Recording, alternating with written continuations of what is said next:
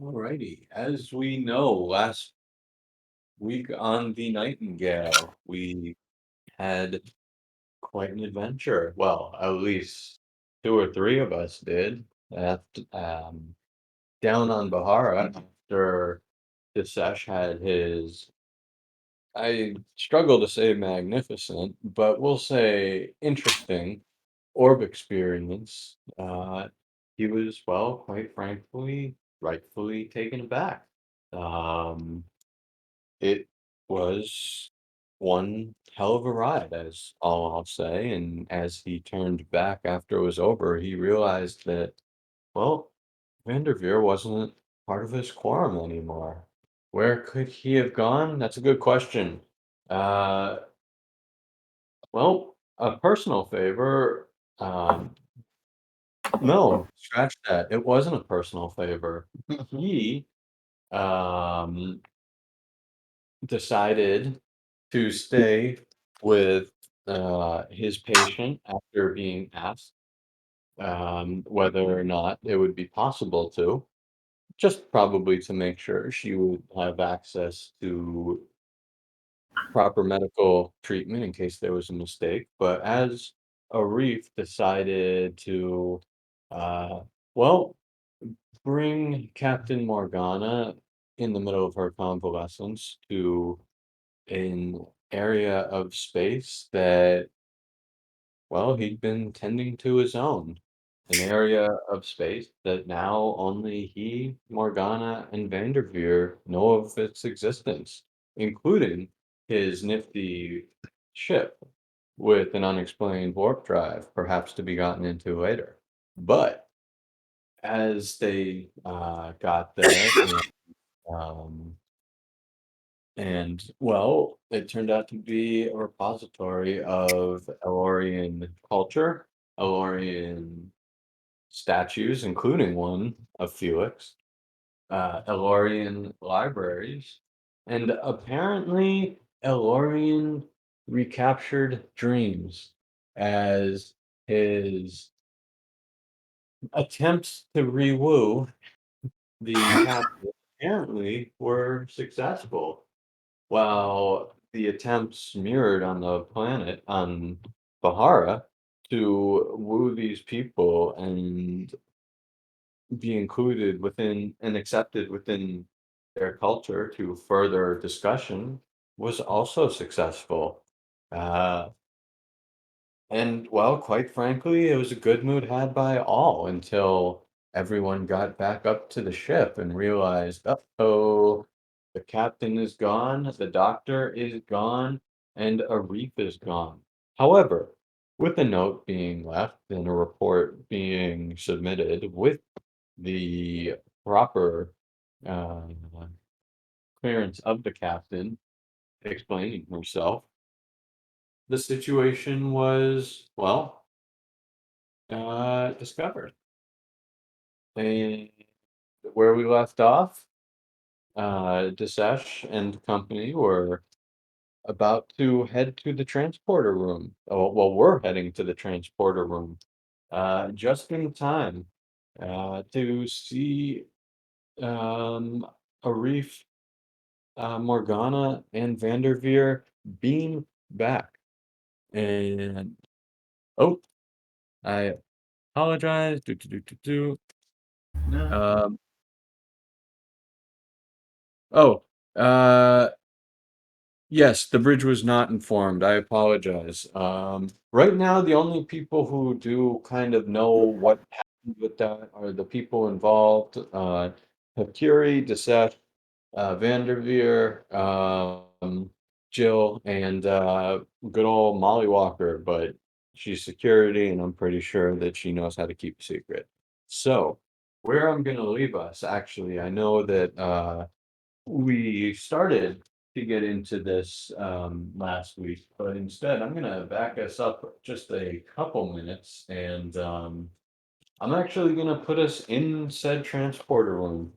Right when Arif Morgana and Vanderveer beam back in, and as their figures recoalesce, into the transporter pads in front of, well, the MIFT, the MIFT party, you can see that if nothing else, Ari is exceedingly well behaved as she, well, sits in her captain's arms, looking cute.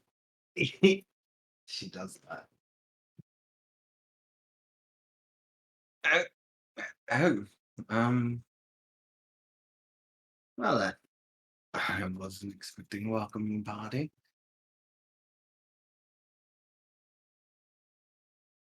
Jill's just got a scowl on her face. We were actually here to beam down to the planet. Ah, well, sorry, don't let us keep you waiting, he says. Ari, looking a little confused, says, "Already? Huh. I thought interesting. Um, oh, I don't know. I managed to they sent a bit about a blurb about their culture to the Nightingale. Uh, well, about half hour ago.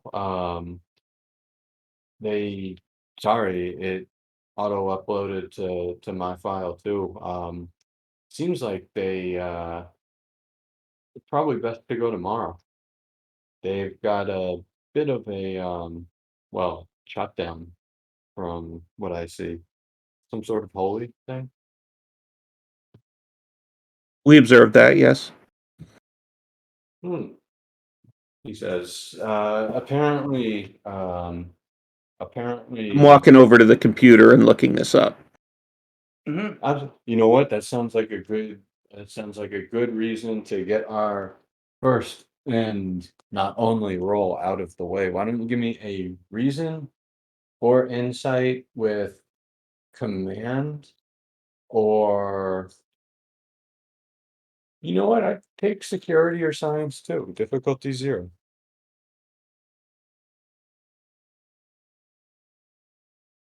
Sorry, you said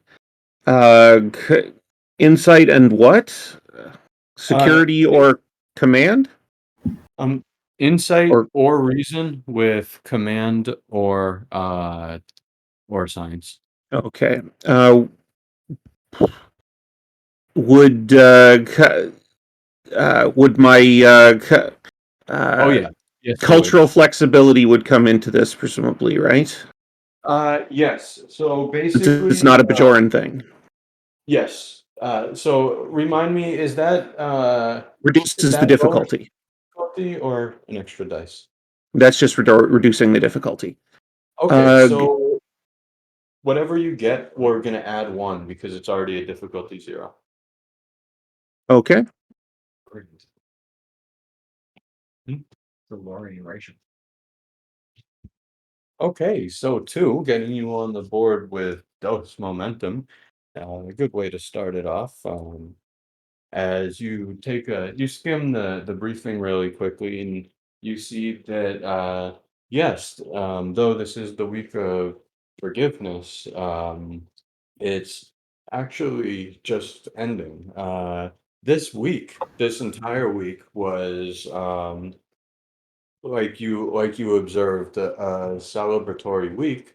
uh, this was to ask forgiveness of the people, their fellow men. However, they do have one custom at the end of this, which is basically a day of uh, rest and solitary activity, which they have to ask the forgiveness of God or the prophets. Sorry. Mhm.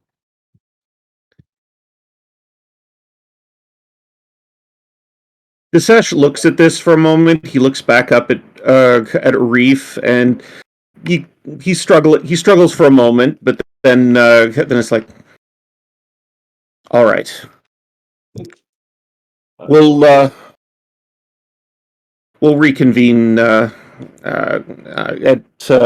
beginning of Alpha Shift.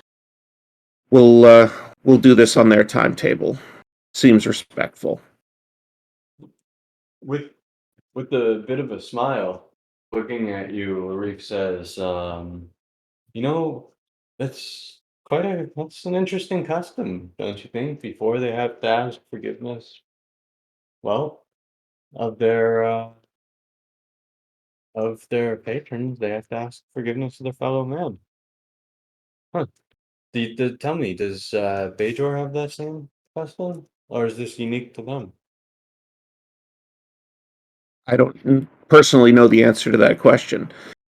Well, I don't think there is one. So how about this? What you say goes. I'm going to let you decide for the entire Bajoran faith. It doesn't sound familiar. Nodding, Arif says, that's fair. Um, that's fair. Well, did you guys have a good time? He says with quite a smile, kind of shifting his glance over the entire room. Well, if we have no reason being down, then Jill Dismissed. stepped out. Like, Oh. She was halfway out the door before she even said dismissed. She You looks know- upset. She really shouldn't frown. That's a good way to get wrinkles.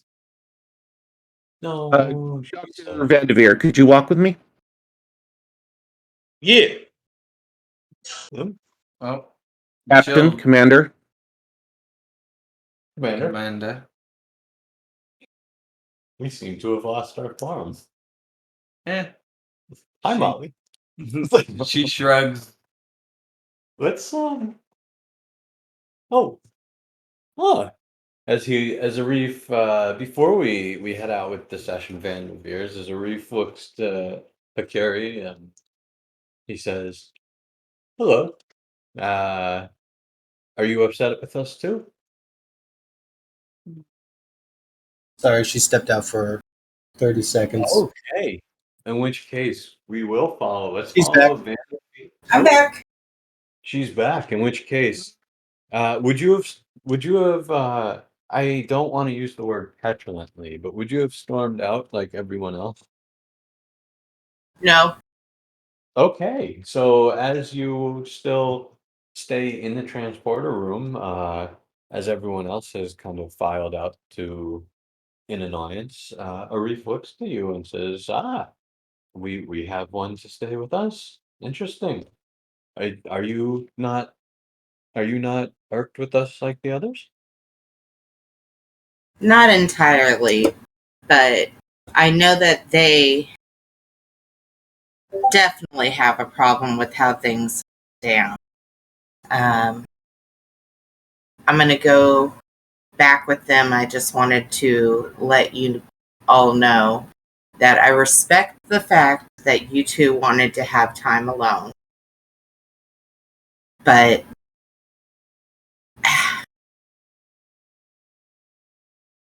how you went about it seems to have ticked everybody off.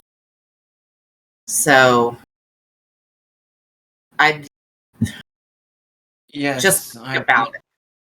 I've never felt so much like an ensign on my own ship as I have recently. Jesus, What did I do? not you. Oh, okay. Yes. So I get it. However, taking the doctor, that was not the right time and place. And that's all I'm going to say about it right now. And then she'll turn around and go out the door. Miss Hakuri, you hear Reef's voice say as you start walking out. Yes. You know, I believe you may be right. I believe your point is fair. However, I hope you will understand that faced well, with the knowledge that were something to happen to Nira's back, and that I would be, well, almost useless. It was that was certainly enough to perhaps override my good judgment temporarily, as it were. And I do hope that, um, well, I do hope that you will take that with you. I will, but as that goes, you could have picked a different time. And then she'll continue on her way. Yeah, Nira just kind of sighs and behind everybody's back, she kind of rolls her eyes like, Are you bloody kidding me? I don't have to ask the permission of anyone on this ship to do what I please." Arif just shrugs, and if they mutiny, well, at least you now have someplace to go. Well, if they mutiny, that's their own legal troubles. She says as she walks out. They're the ones with the lawyers, he mutters. Eh, And let's bring that camera up to Session Vanderveers as they travel the hallway. Let me just quickly before I do, I'm guessing okay, Jill went up to the bridge, Molly went to the mess hall, and I will give us a hallway.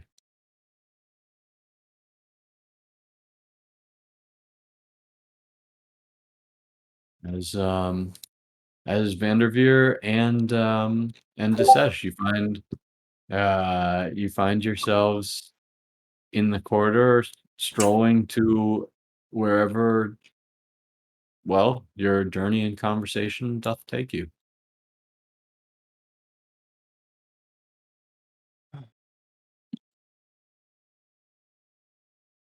Doctor, can you fill me in on where you were? Arif wanted to go somewhere, and I guess you could call that a medical supervision. We have to inform you guys every time we go to. Oh, Starfleet, right? Actually, that's my bad. I would appreciate you taking that step in the future, Doctor. I mean, you went as a medical supervision. I get that. I think maybe we have nurses for that, but you can understand it was a little rattling to wake up from unconsciousness to find my chief medical officer not on the away team anymore. Fair. We do have adequate medical staff here, other doctors. But if he ever wants to do anything cheddar-headed like that again, I'll give him an uppercut right in the grundle. What basis did he? What basis did he give you to leave the planet? You ever talk to He him? said he had something important to do, and he ended up leaving me in a room full of creepy statues. In your estimation, did he have something important for you to do?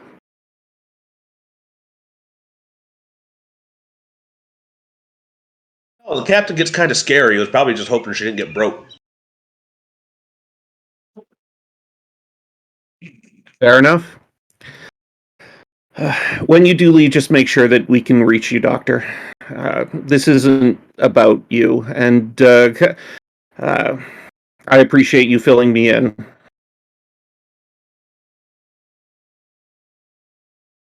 Thank you. Yeah, no, not a problem. I haven't made a house call in 35 years. Is there anything else I need to know about this? Not off the top of my head. Okay. Thank you, Doctor. I head back up to my away team to read all of this information that's come in. Or my ready room. Sorry. I'm sorry, Caleb broke Jake. Give him a minute. I'll uppercut him right in the grundle. It's, as that conversation as the heads there, we're gonna speed quicker than he can actually get there, and Up on the bridge, we've got Jill, who, well, having just got up from the turbo lift, can see Goodman start to ascend from the big chair as uh, he says, Commander, um, I was just about to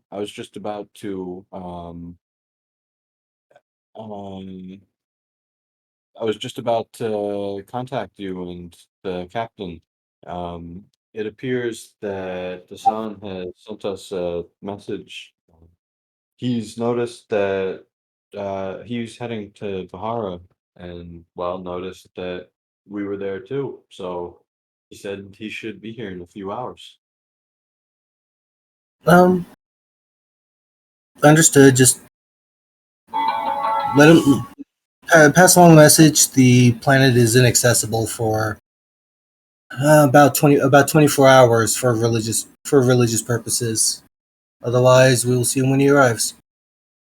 It, looking a little concerned, he says, "We didn't do anything wrong by sending an away team down there, did we?" No, no, our timing may have been inopportune. They're finishing a religious holiday. It seems it takes the whole week, and a major part of it is happening today. So we are just being respectful of that, and we will reconvene with them tomorrow. Excellent. He nods. That that's wonderful. I'm glad we didn't cause an incident in one of our first, well, first contacts. She nods as she actually ends up taking the science console on that side of the bridge. Is there anything else to report?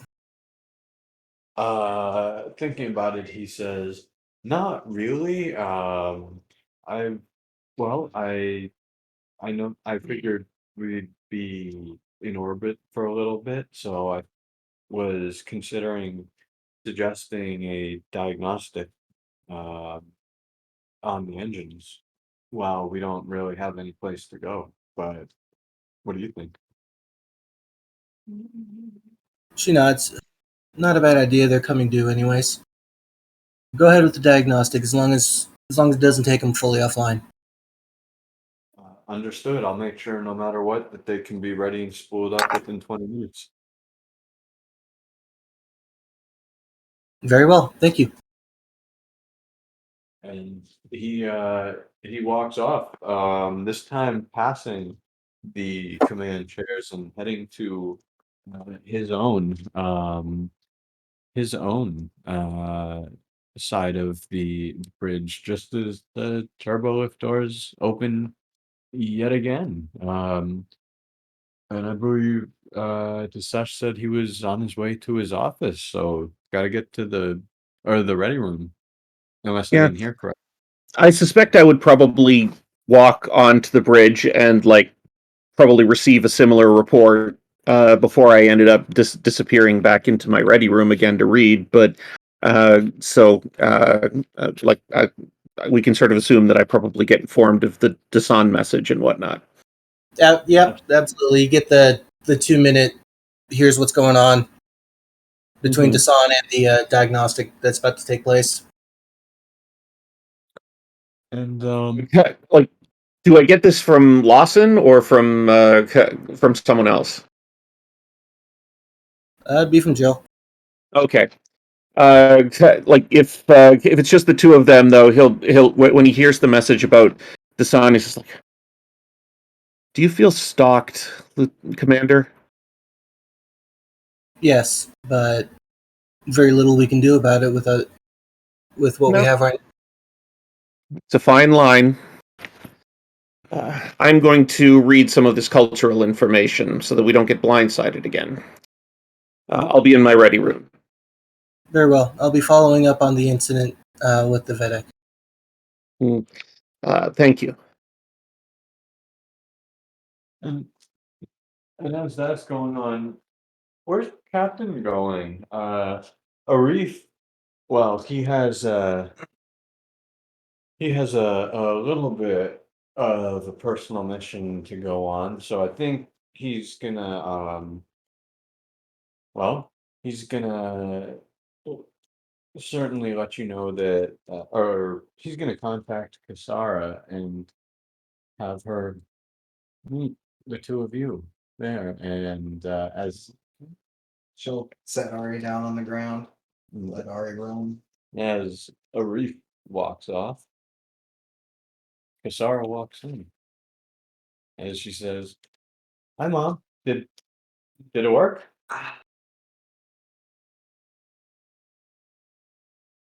She just gets a look on her face like, push it. Um. All right. Among other things, I'm sure your desired outcome happened. She says.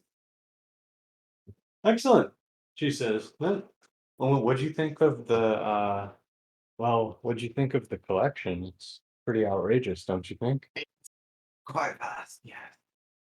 It's quite impressive, but you know, a book a year for 12,000 years isn't quite as impressive as you think. She smirks. Well, apparently it's all in my name. Well, that I'm sure it is. He is very sentimental that way. Yeah. Well, I have to say, and as the doors kind of close, her face kind of, I'm sorry, the turbolift doors kind of close, her face kind of, switches a little bit as she says, "You know, the talking and the grumbling here, people are actually angry at you. I have half a mind to fix that myself." Mm, Be nice. She says they mean well. They first one had my freedom and doesn't anymore. She's not happy about it. And the second one's new to his position. It's understandable. Believe me, believe me, Spock didn't exactly have a great time with James either. At first. Still, if you ask me, it's total bullshit. Well, I mean, yes, it is, but eh, they're entitled to their opinions, and no rules were broken, so there's not much they can do about it. Well, what are we gonna do to change their opinions? We can't sit there and I mean, if they're gonna talk bad about you, suddenly it's gonna go from this to, oh, she has a Romulan daughter. Oh, she has a Klingon son. Oh, whose What alliance is she in? We've seen this happen. I am, I am well aware, and besides, your brothers are off doing whatever. She says, but eh, I've weathered it before. I can do it again. And besides, unless anybody mistreats you, If someone no, mistreats me, I'll handle it. I don't have a no, bad back, Mom. no, that is very true. She says, but we are also not on your brother's bird of prey or on a Romulan ship. So unfortunately, acts like that get you thrown into the brig, Uh, Gritty, even by your mother. Gritty, why don't you do me, let's go with I kind of want to do an opposed presence command. Um, Kasara's gonna, you know what? She's both happy because, well, Arif's plan worked, but she's a little upset and she's built up a little bit of a head of steam. So I'm gonna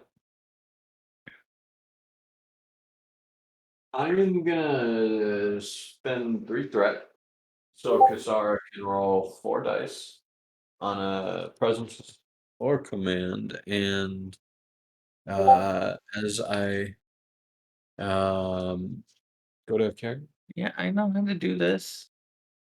Uh, she does go down. She does not have a focus. Nope. You said 3 dice or 4. Yep. 4 dice, 3 threat.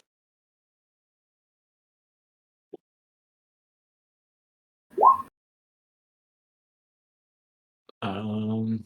I'm doing it right. Okay.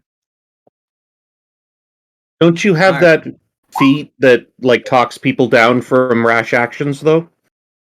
I do, but that comes on my roll. Oh, Yeah, okay. this is, It's an opposed roll. So the first one is Kasara. And the second one is we'll do 2 momentum and a threat.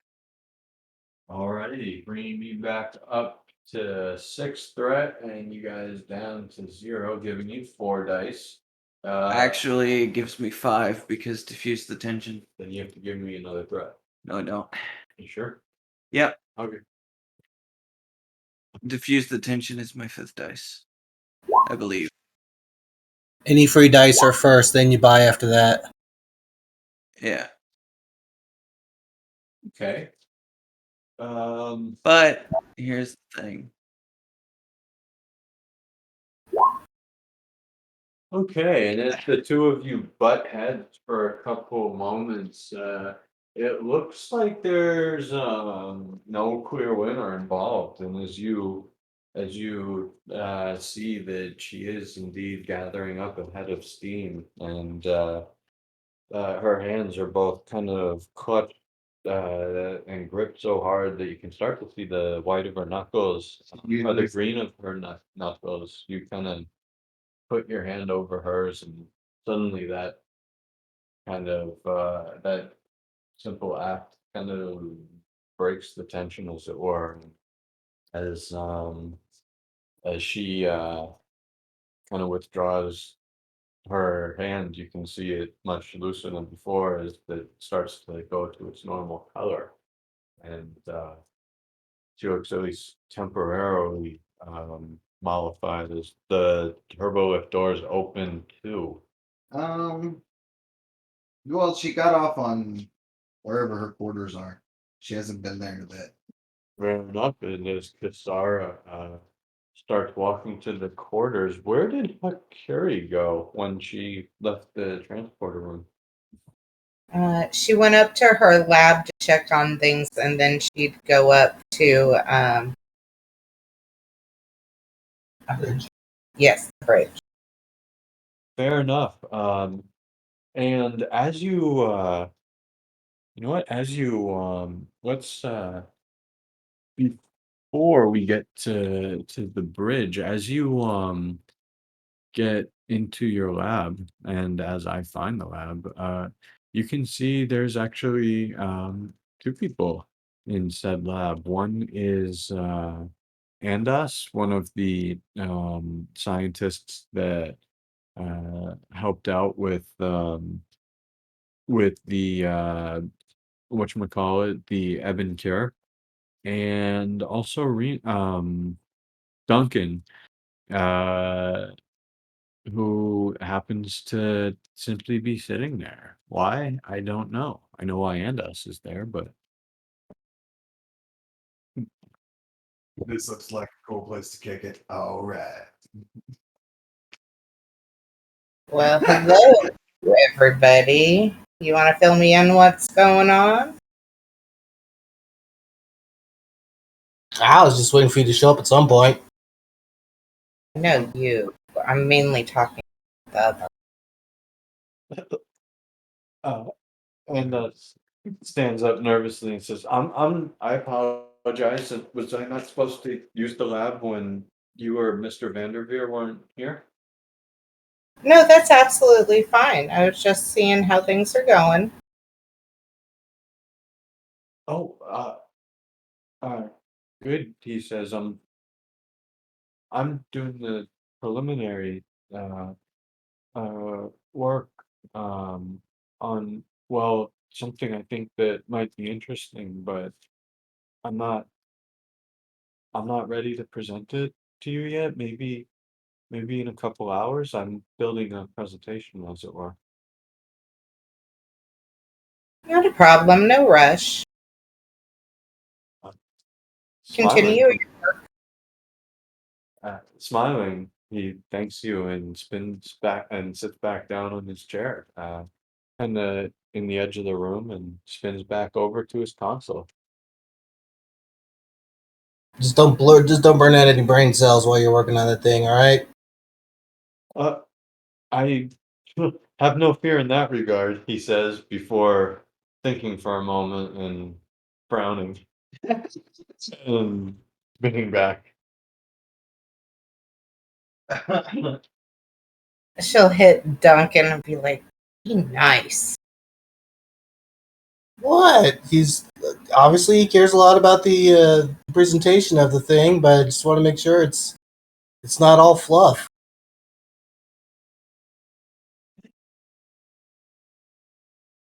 Shakes her head. Really, Sid?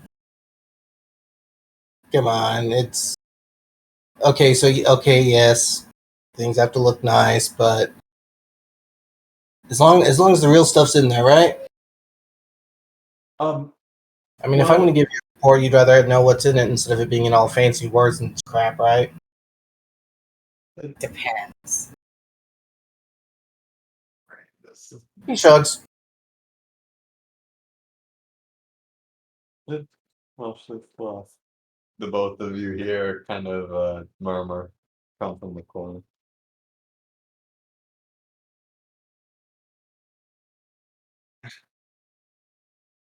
What can I help you with, Dunk? Oh no, I saw the walking tornado walking down the hall. I figured your trip got cut short, so if you were gonna go anywhere, it'd be here. Yeah, that was.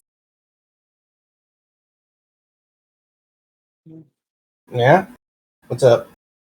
I have a headache. I'll fill you in on it later. Right now, I gotta get up to the bridge. Eye of the storm, alright. Mess hall later? 1800? Yeah, I'll meet you down. Alright. We'll clap her shoulder and start heading out. She'll head out right behind him, headed towards the bridge. And as Hakuri, where did Vanderveers go when he split with his when he split with Desesh?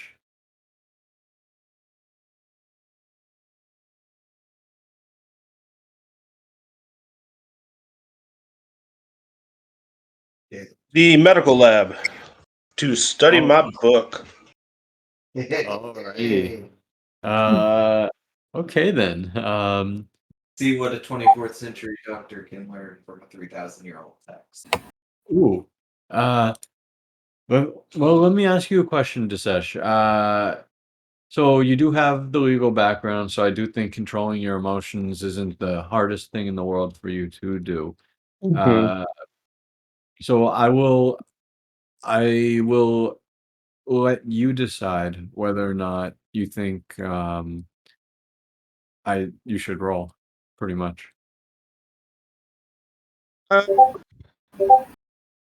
If you like, I can do a command. What would it be? Command presence. Probably, I'd say presence command or presence security would be the two Okay. that I could see being ideal. Difficulty, probably one. Do you think politics might work as a focus? Oh yeah, All right. I okay. As you gain a momentum, yes, it can be kind of you are definitely successful in keeping Yeah. keeping this oh god I'm from more the candid with Harkuri and Lawson, but no one else. Like, I'm keeping it in the ready room. I respect that. I respect that a lot. So, as that's happening, Vanderveer, you make it to the medical lab as you walk in with this quite old book. And what do you want to do with the book? I know you said study it, but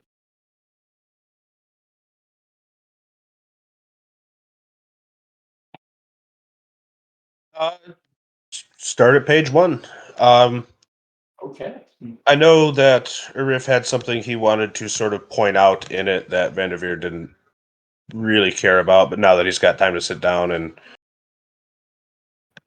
not be harassed by statues. All right. Um, Speaking of which, Felix is going in Mira's ready room. Felix.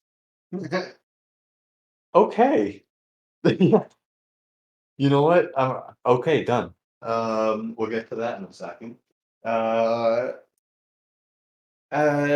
The Vanderveer, as you know, the section that Arif pointed to, it was actually a section on the various testing methods done to kind of determine the quality that Elorians seem to have that basically allowed them to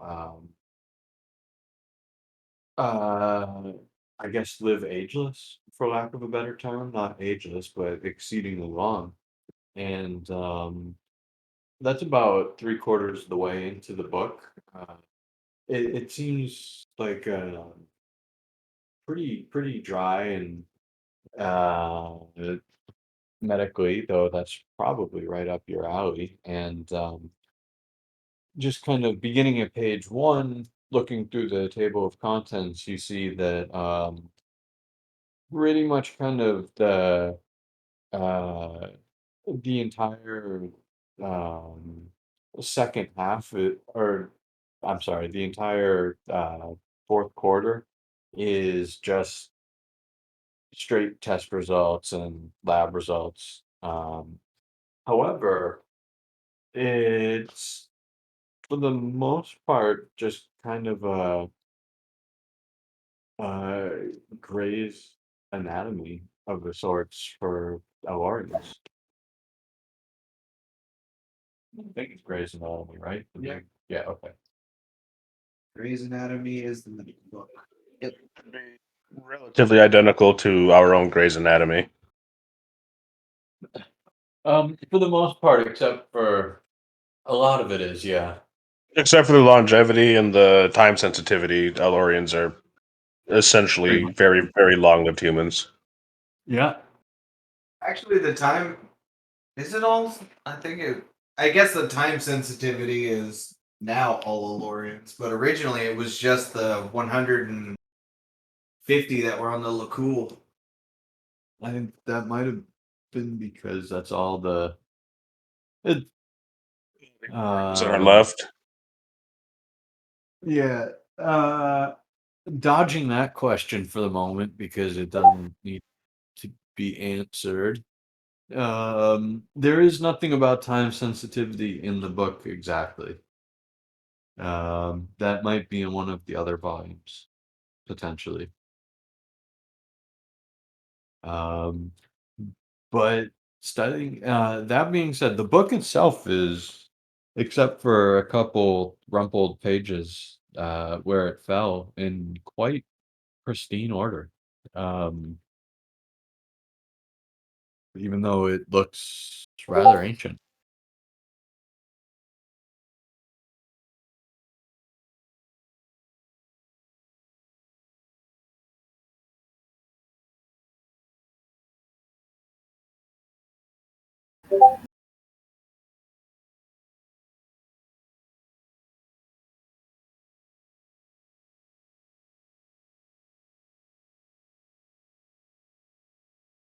I'm sorry, what? I said, it's Except for a couple rumpled pages, the book itself looks pretty pristine, even though it also looks pretty ancient. And as you kind of, you know what? Actually, why don't you give me a? It's gonna be difficulty one, but reason medicine or insight medicine.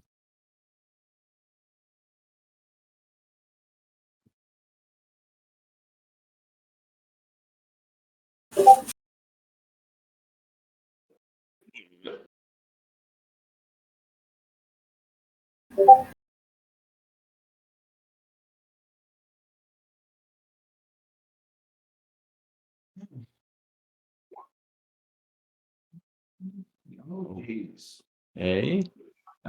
Smashing it as you kind of glance over the contents and just kind of thumbing through it a little bit. You realize that this isn't there really isn't anything outwardly special or important in this book.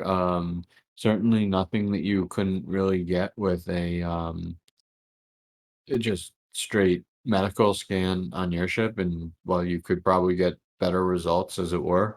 Um, and as you kind of tool around with it a bit, um, it kind of dawns on you a little bit that the value of this book isn't really the information that's inside the book. It's simply the book itself.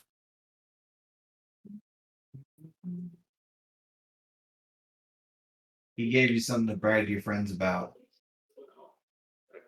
I'll put it in the bottom drawer of one of the desks.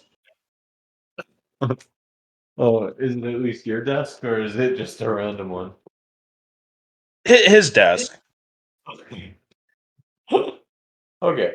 And as you kind of as you dump the priceless heirloom into the throwaway drawer, uh we'll transit up to the Sesh, who just walking into the ready room, all of the sudden, as he kind of crosses the threshold and starts walking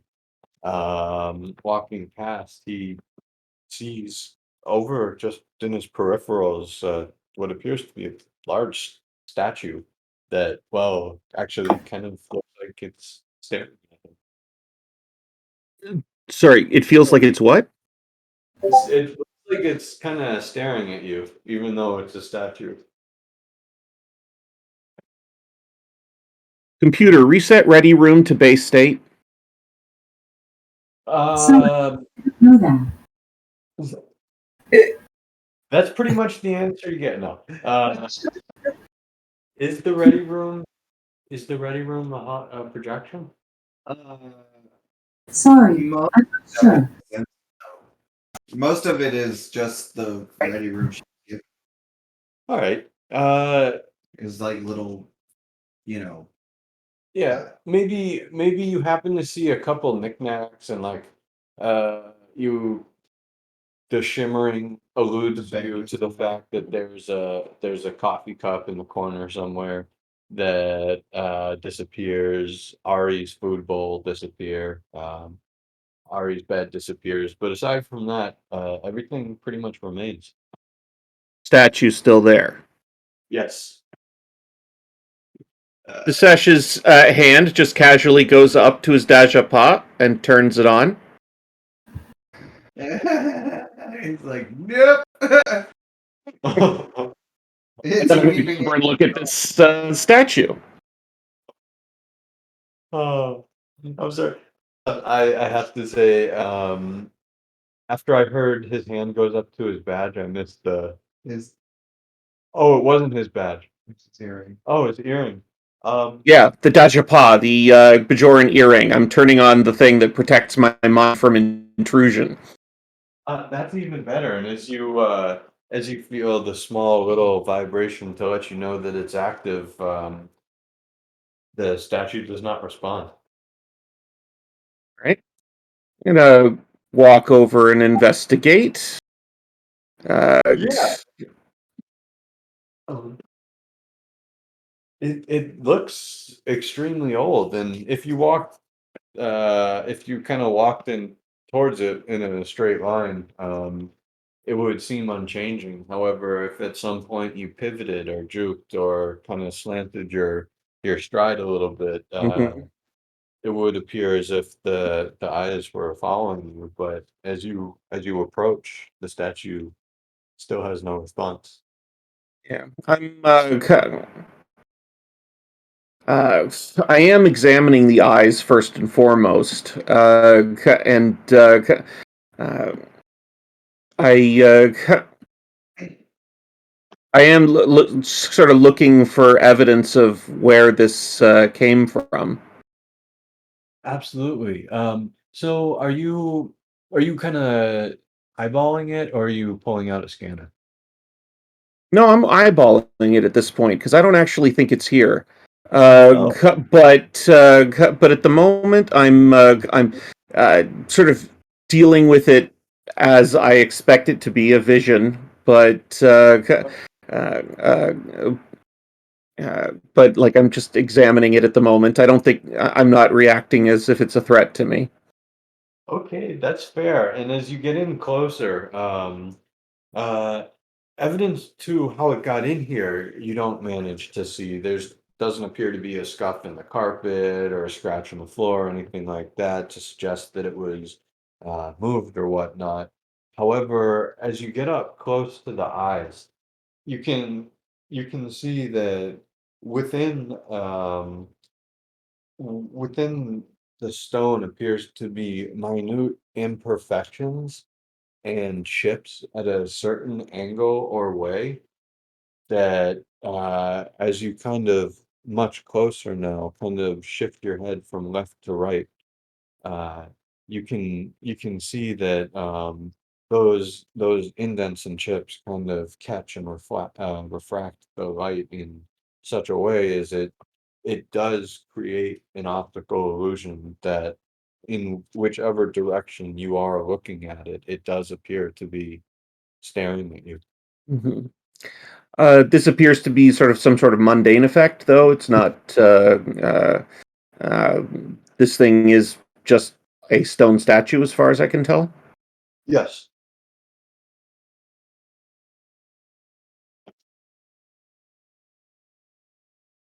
I'll tap my badge.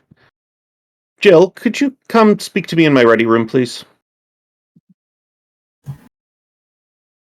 And I'll be on my way. About 30 seconds later, she'll be in the ready room.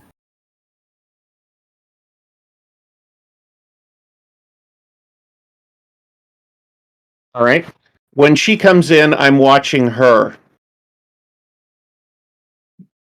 Okay, Jill, the door's open. You can see Cash sitting on a chair, and you can see Disesh kind of yeah, staring at you.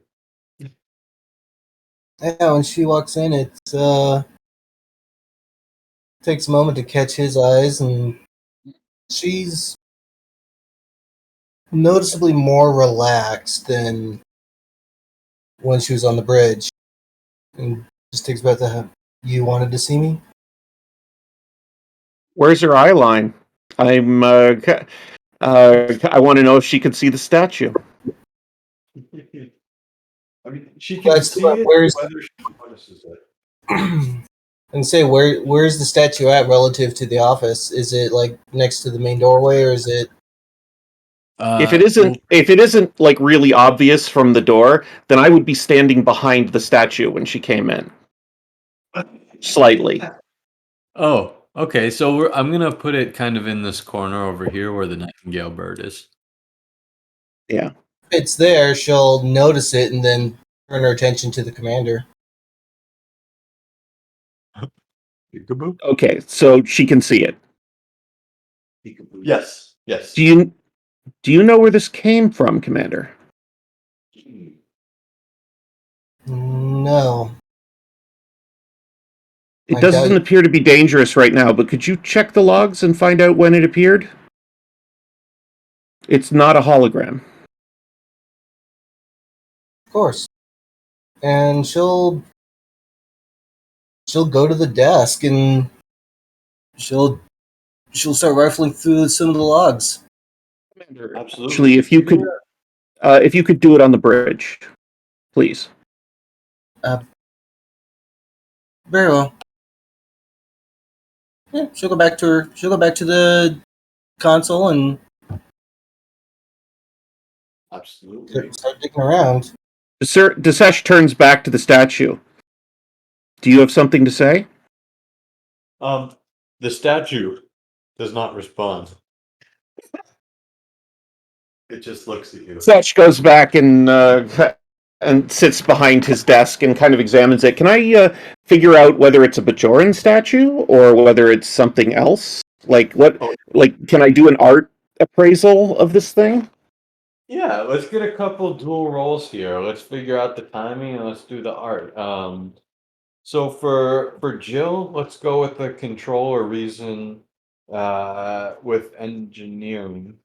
Difficulty 1. For Desesh, I'm gonna have your culture thing count, so I'm gonna knock it from 3 to 2, but I'm thinking I'd be willing to accept arguments, but I'm thinking presence or insight with command or science. Well, certainly I'm obviously much better at one as opposed to the other. I don't think I have anything as far unless this involves musical theater or politics. I don't think I have anything in a focus for this though. So, uh, so I'll just do a straight roll. See, now Vanderveer no longer has to feel ashamed that the statue bugged him. All right. So we've got over on the bridge a little bit more success than in the ready room. Jill, as you kind of key the pads and see that this statue was beamed in approximately 29 minutes ago, which as you are kind of doing the math in your head, you realize that that's pretty much at the same time. And then as you check the corresponding logs, you realize it's exactly the same time as Nira, Vanderveer, Ari, and Arif beamed in.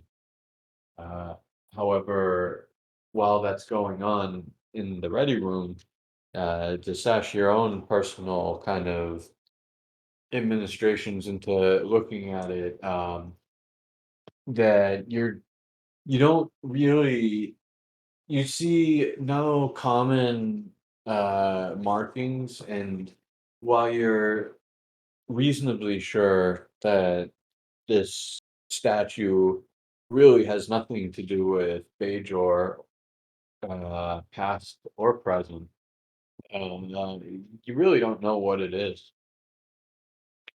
Yeah, it is depicting a humanoid of some kind, right? Yes, it's kind of it. It does kind of look like a human, but it is also uh kind of somewhat featureless, and there's enough generic humanoids kind of in the galaxy that it's kind of tough to really narrow it down to an exact. No nose ridges though. All right. And after digging through, Jill would go back to the ready room.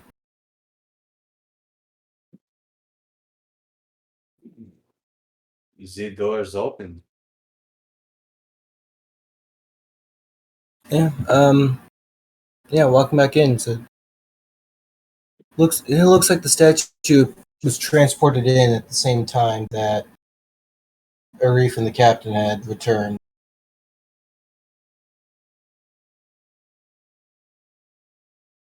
A gift, I take it? Like, that seems like the most likely scenario. She nods. Probably. Can you do a quick security sweep on it? Make sure that this thing doesn't actually record anything before we let it sit in the ready room? She nods, Girls. and yeah, she'll go back to the bridge, grab her. They'll just quick cut to the bridge. She walks out, grabs the tricorder, walks back to the ready room again. Oh, and Jill, when you assign the security team, tell them to turn it around. The statue? Yeah, it's staring at me. I have work to do. That's usually how most statues are portrayed. If it makes you uncomfortable, I would recommend going back to the first officer's office until the captain returns to duty. This is my office. It can face the wall. It is in timeout until I'm done my work. She shrugs. Very well. And first we're going to scan it. Then we're going to just do a quick lean test to see how heavy this thing is. Alright, let's start with the scan. Control security, difficulty 2. It's going in timeout because I have work to do. I'm trying to contain my laughter. You'd like that. Mm-hmm. I'm trying. We're going to take a momentum since it's Alrighty. difficult to do. And I don't really have anything to use as a focus, so here goes nothing. Creepy ass statue. Okay, you got there. There's absolutely nothing untoward about this statue. There is no security devices, there's no listening devices, there's no power source. It is simply uh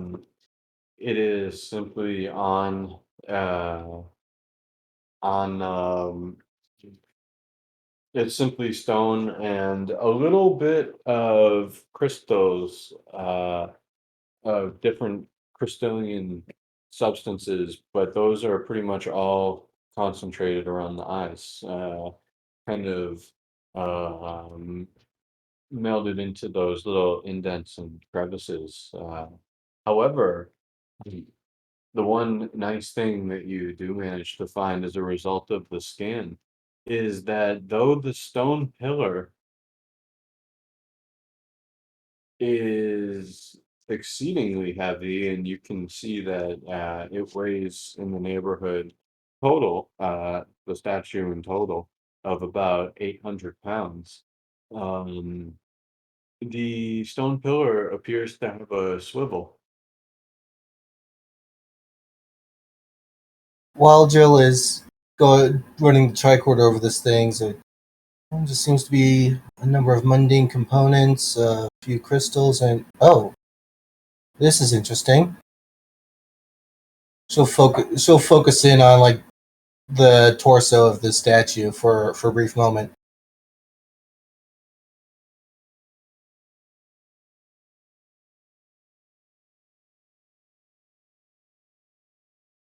The statue does not respond. Yeah. With the dead air, she'll just shrug and then just turn the statue around. And as as you kind of start to uh kind of expecting this to take a little bit of effort, you start to push and you realize that the statue itself, it swivels with tremendous ease.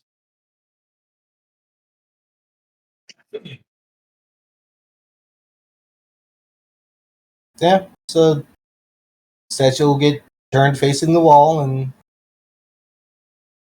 with that, she'll look back at the commander.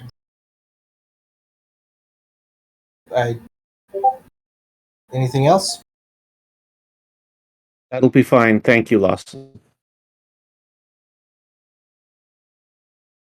With that, she'll nod with a relatively confused expression on her face and head back out.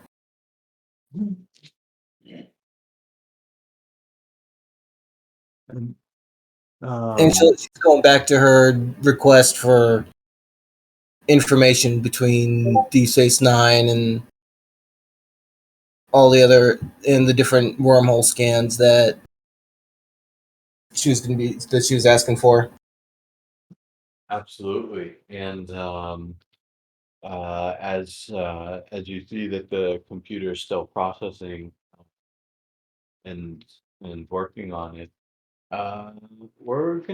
let's head down to the medical bay. Or I'm sorry, not the medical bay.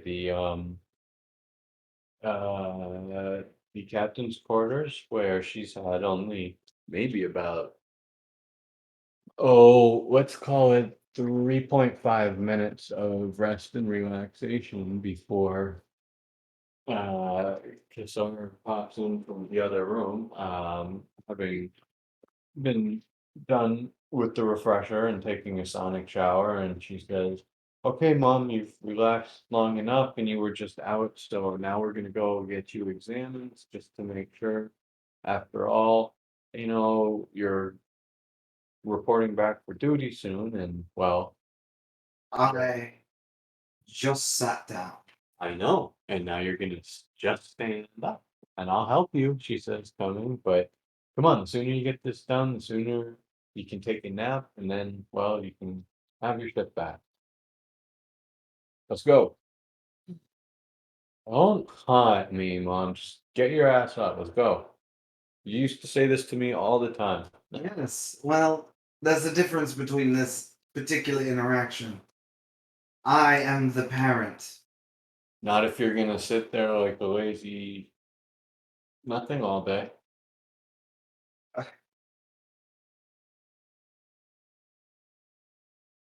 You know, I probably should have hit your father rather than marry him, she says, standing up. Uh, Taking a second, looking confused for just a half a second, she says, probably. Well, let's go. She says as she kind of positions herself uh, start to um, help you up. Yep. She'll stand up.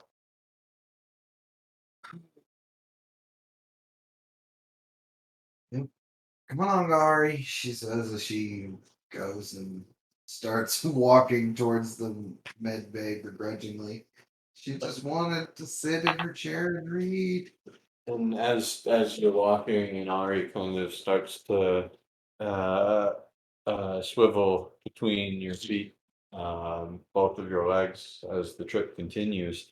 Uh, Kasara looks at her and says, "If you're gonna, I know he doesn't care. He actually likes it, but shouldn't you rename Ari if you're gonna be back with Daddy?" No. No. Why why do you always insist on naming these anyways? They just don't smell bad. Because they don't judge, and well, she says they're kind of adorable. Look at them. She says, pointing at the little dog putting around. Looking looking like she doesn't really have time for such things. He manages to lead you into the med bay, just as just as that book is reaching the bottom drawer, and as she kind of cranes her neck over and says, "Ah, there he is." He says, Dr. Vanderveer, now that, well, we're back, well, I was hoping you could give my mom, the captain, a final checkup. After all, if she is going to have to deal with some of these bad feelings, probably best that, well, she's the captain of the time.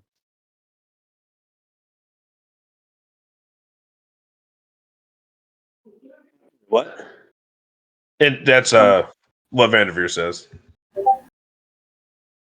Uh, just, I need, is my mom cleared for duty?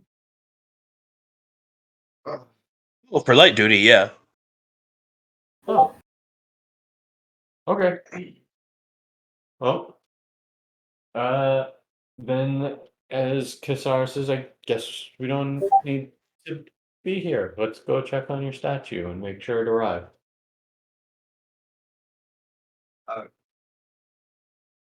Wait, shouldn't you be in the cargo bay? I put it in the ready room. She stops for a moment. Oh, this I'll have to see. Who's what statue? Oh, I had a reef bring along a friend of yours. See that? Don't like that statue. Its smug aura mocks me. It's smug more aura mocks everyone. That's the point. Would you like to come see your mortal enemy, Doctor? Kassar No. asks sweetly. Okay, Fair enough. then as she grabs her mom and twists her out, she a minute and a half later, Jill, the turbo lift doors open and you can see Morgana and Kisara enter the bridge. She'll give them a polite Oh, I nod. apologize. Hold on. Before that happens, reverse. Jill, you can see the turbo lift doors You open get 2 and minutes. oh, okay. Car migrate. And I'm good for a minute. okay, well, in which case, you get up to the turbo lift doors open and Kiana walks out onto the bridge.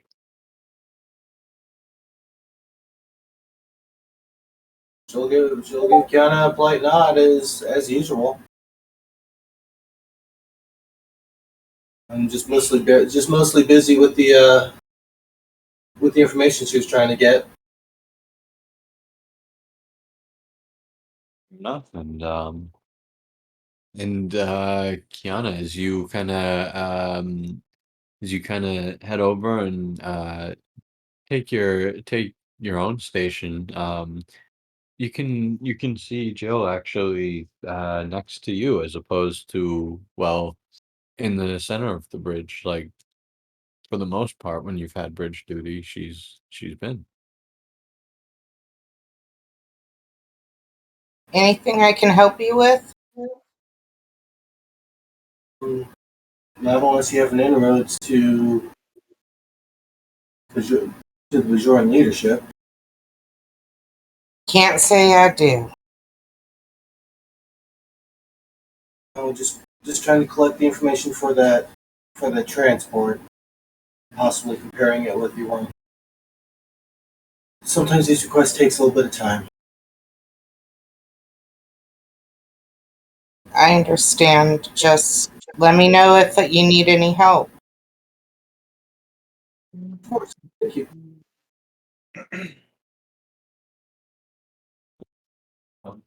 And as that's happening, Goodman looks around and says, "Excuse me, Commander. It seems we're getting a hail from Dasan's ship." Okay, put it on. As the view screen sprinkles to life, you can see Dasan's face, big as ever, as he looks to the center of the bridge and sees nothing, and you can see his head kind of shift from left to right. Jill be walking towards the middle of the bridge at that point. Sorry. No, you are good because that's exactly what he sees. Because hey, he's a hunter, and his eyes are trained to follow movement. And while you're walking directly in front of the camera, so as uh, as his eyes lock into you, says, "Ah, Commander, good tidings. I got your message, or and it seems like well, planet shut down for a day. Is that right?" In basic terms, that is correct. They are observing a religious holiday, and we are honoring that. Well, I appreciate the heads up. It would have been heavily impolite of me to pop in then. Myself, I've just come from the Avian Alliance, and well, I don't know if they haven't. I'm pretty sure you haven't been there yet. I think you're in for a treat. It's quite lovely. That'll get a smirk out of her. Uh, No, we haven't been there yet, but we do intend to, and sounds like it'll be an interesting experience once we finish up down here. I have to ask, what brings you to the area? Just meeting new people is just like us? Well, that's what the Azurian leader Ria told me to do. When I offered my apologies for my people's actions, and well, when I mentioned that I was looking to settle in the area, she well told me of a number of neighbors that the Azurians had, and I figured it'd be best to make sure there wouldn't be any conflicts before finding a home.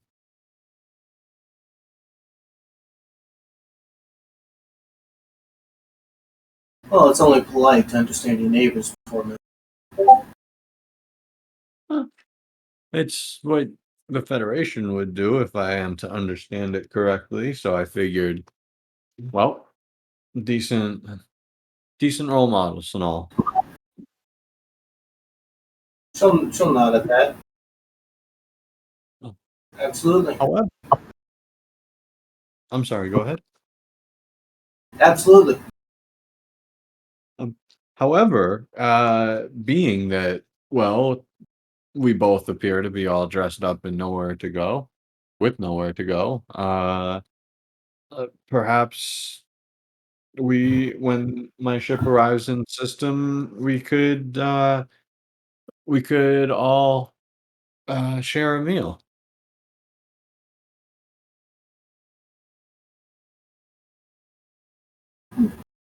I would,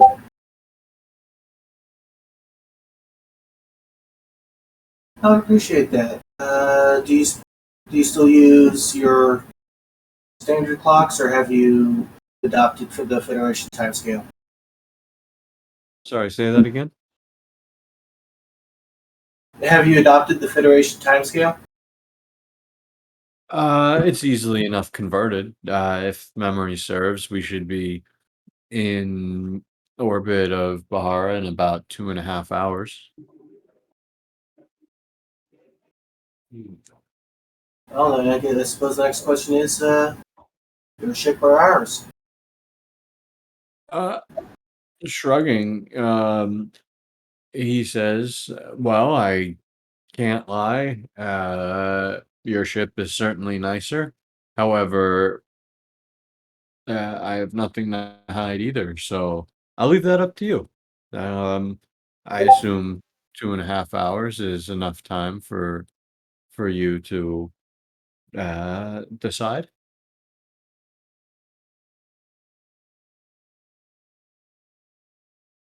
How many guests are you anticipating?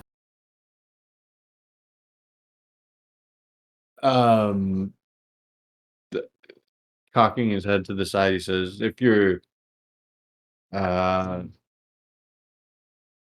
he shrugs and he says, "I suppose the more the merrier. If you bring more than I have, we'll simply replicate some more tables." She'll chuckle at that.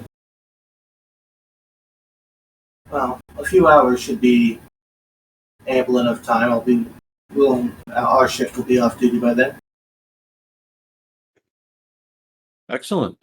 We'll be He in. said, We'll be in touch when you get in the system. "Until then," he says, and the view screen winks off. Just as the turbo lift doors open and Kisara and Morgana and Ari walk out.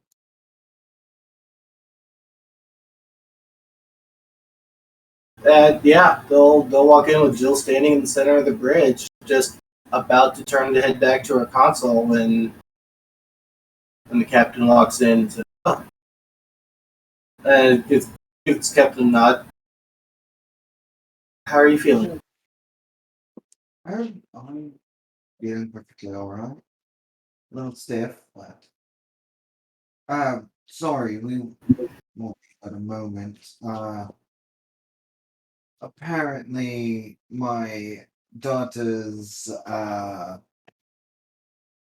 good intentions might cause somebody some unpleasantness, so Oh, you have no responsibilities to the ship, at least at the time, unless you've been returned to duty. You're free to do however as you please. she does. She's got the pleasant smile on her face. Doesn't have any hint of that original scowl. Yep. Then with that, she'll walk over and check her ready room, as it were. Well, the session's ready room / her ready room. It will be her ready room again. And as the door opens and you see the statue facing the wall, you see Disesh at the desk, and Disesh, you hear the door open.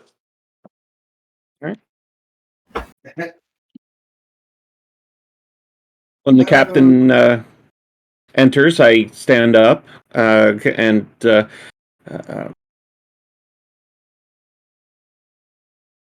Oh, Amanda, sorry for interrupting, she says. I apparently one of my belongings was transported into the ready room and oh, there it is. Just walk over to the statue. Kind of flip it around to look back at Disesh.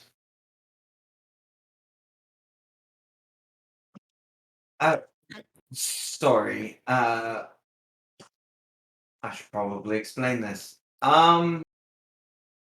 This is it's a statue from my planet. She says it's kind of a fun gag. She says,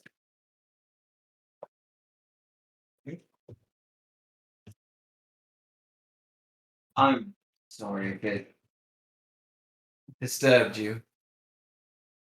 no problem. I was just studying up on the planet. Is there anything I can do for you, Captain? No, I was just checking to make sure that everything was in order and nothing was, well, broken, because I know how other non-Alorian members of the crew take to that statue.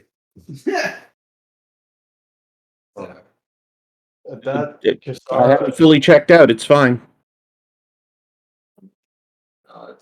Kisara pipes up at that and says, "The doctor says my mom's ready to return to duty." You up for taking your chair back, Captain? well, I certainly won't be doing any mountain climbing, but I think I can sit in a chair for 8 hours. All right. Says with a smirk. Computer, transfer command codes to Captain Morgana. Authorization to sesh Alpha 37. She smiles and The ship blows up. yeah. No. She smiles, the ship blows up. Rocks fall, everyone dies.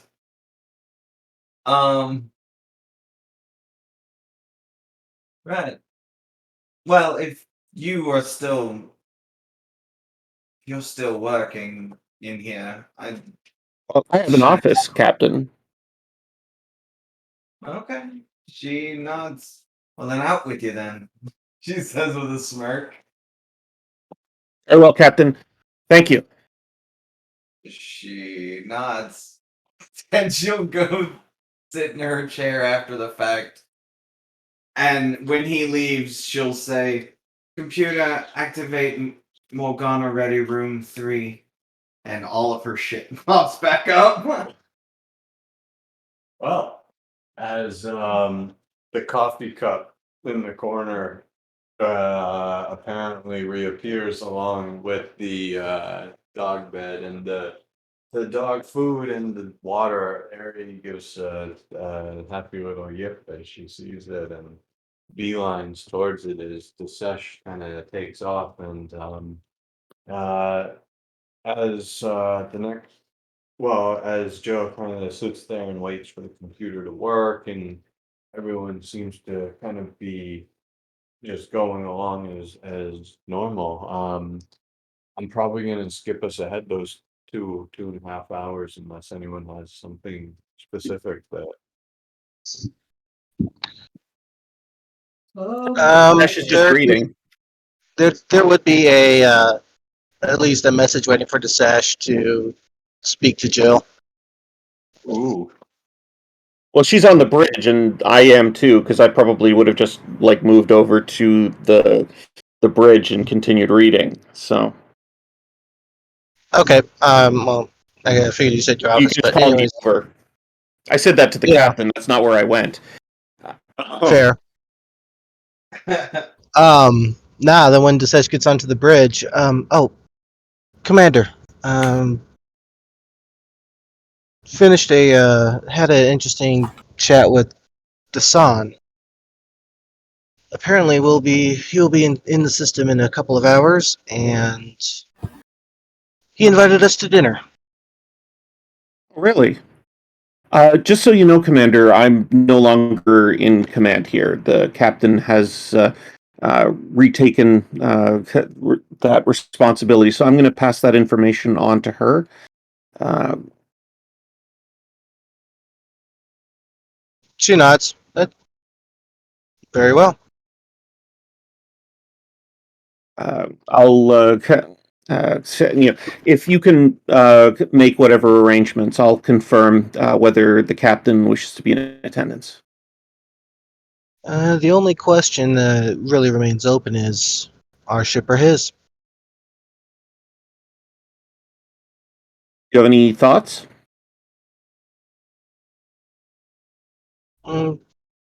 There's just the normal security concerns about having one of their own on a ship like ours, but they have already been on board, so those are very minimal.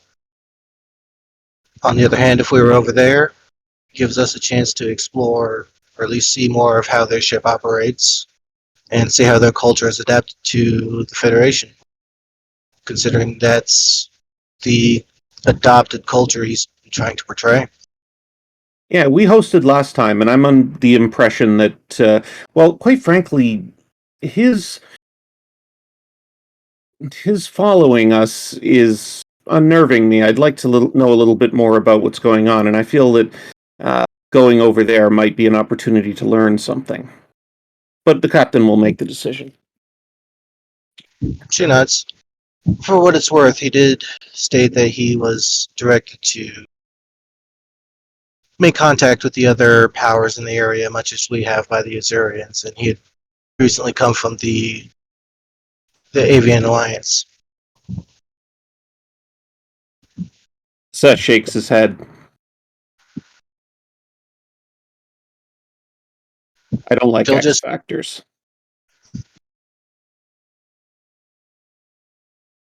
Jill nods. It's understandable. We only have the cards that we can get.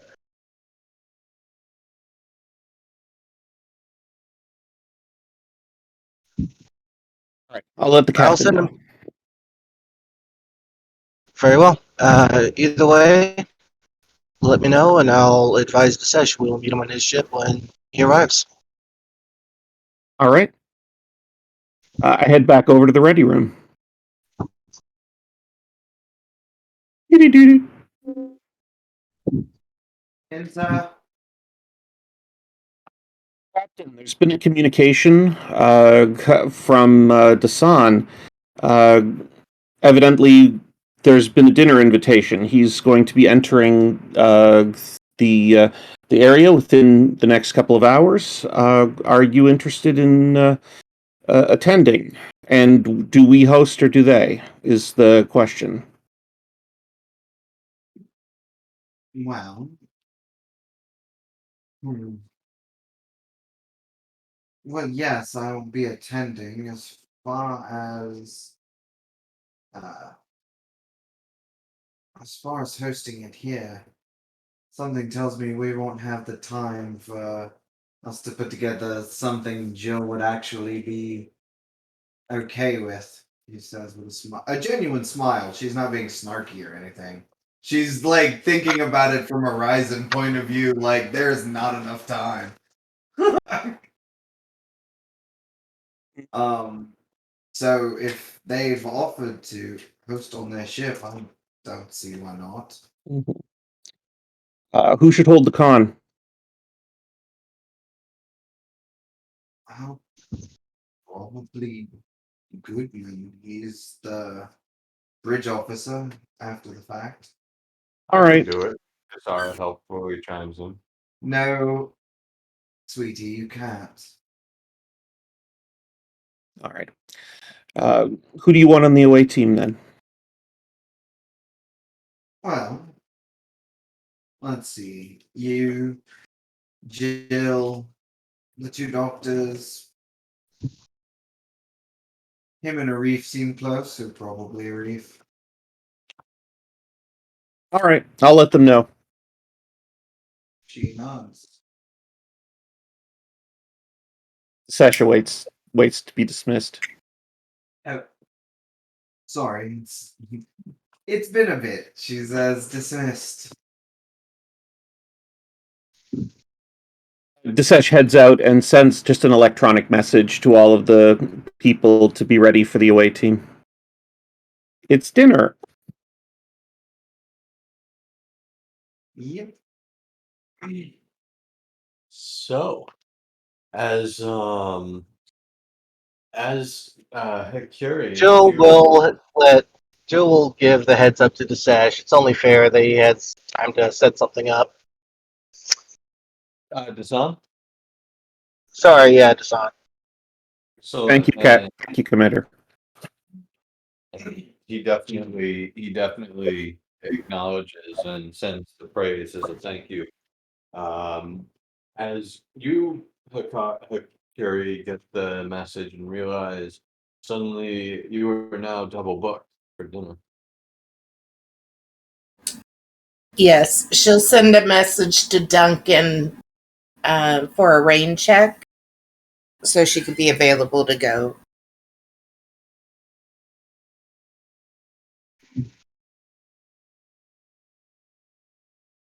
Ah, crap. All right, tomorrow. We're not missing it. That's perfectly fine. Thank you. All right, Mrs. Busybee. Go have fun. Yes, this is going to be a good old riot. Now I'm just gonna want details. That'll make up for canceling tonight. Deal. All right. Later, and she'll hang up. We can only hope the rest of the communique or I should say the rest of the night is as easygoing as that. As sometime within, I'm guessing Morgana's gonna be staying in her ready room for until. Yeah, for a bit, and then she'll kind of shoo Kasar off the bridge. Oh, that's fair. But while you're in your ready room and Desash and Lawson and everyone are on the bridge, as Desan ends up getting a little bit closer. Once again, the turbo lift doors open, and well, Arif comes out. Commander, Commander, uh, if you have a moment, I would sure, love to bend your ear. But given the givens, I'd understand it's certainly not official business. it can take a few minutes. It's always nice to be asked. That's what I like to hear. And as he kind of looks around the bridge, he says, "You know, I don't actually, I don't actually have an office here." No, we can use the conference room. Ah, excellent. He says as he starts to head towards the door to the captain's ready room before stopping and kind of looking back at you a little questioningly. Uh, Morgana's back in command. The captain has retaken her ready room. Kasara's in there with her. We'll use the conference room. Uh, Looking a little embarrassed, he says, "And I suppose you'll have to lead the way, I'm afraid." Yeah, this way.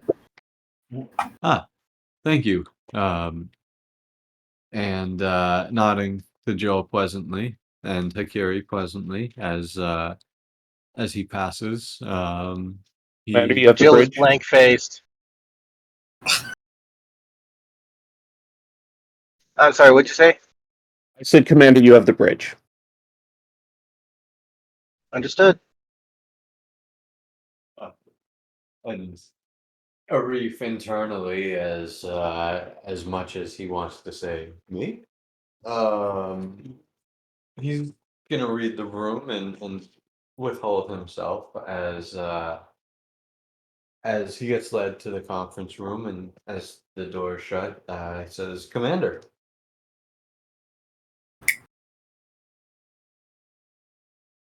What can I do for you?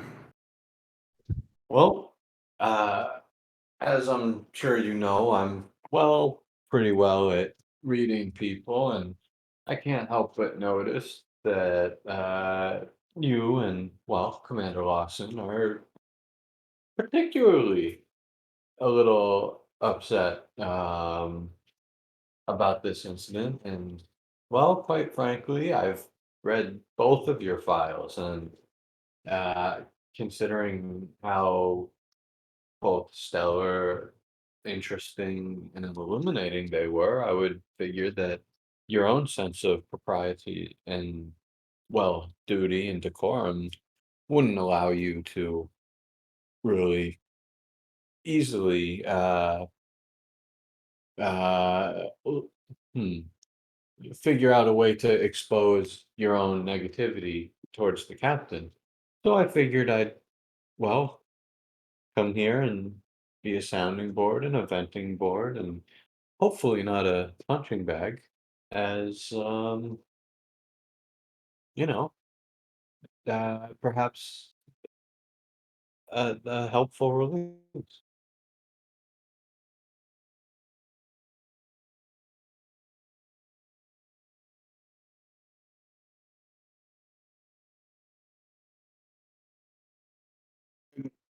Desesh kind of just looks into Arif's eyes for a moment. It's clearly tense. He kind of steps his way back to look out at the star field and says,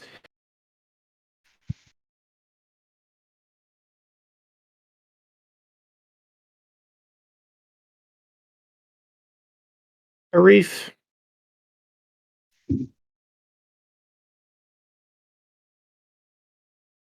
I don't really understand you.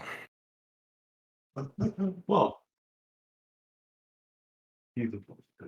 that's, well, quite frankly understandable. I have to. It's actually fun, Commander. I had this a remarkably similar conversation that started, well, the very same way with my chief of staff, uh, Sarah Vogel, and I'm sorry, executive officer, Sarah Vogel, and I, it's difficult. You see, your entire lifetime, and I should say once again, this goes back to the file of yours I've read.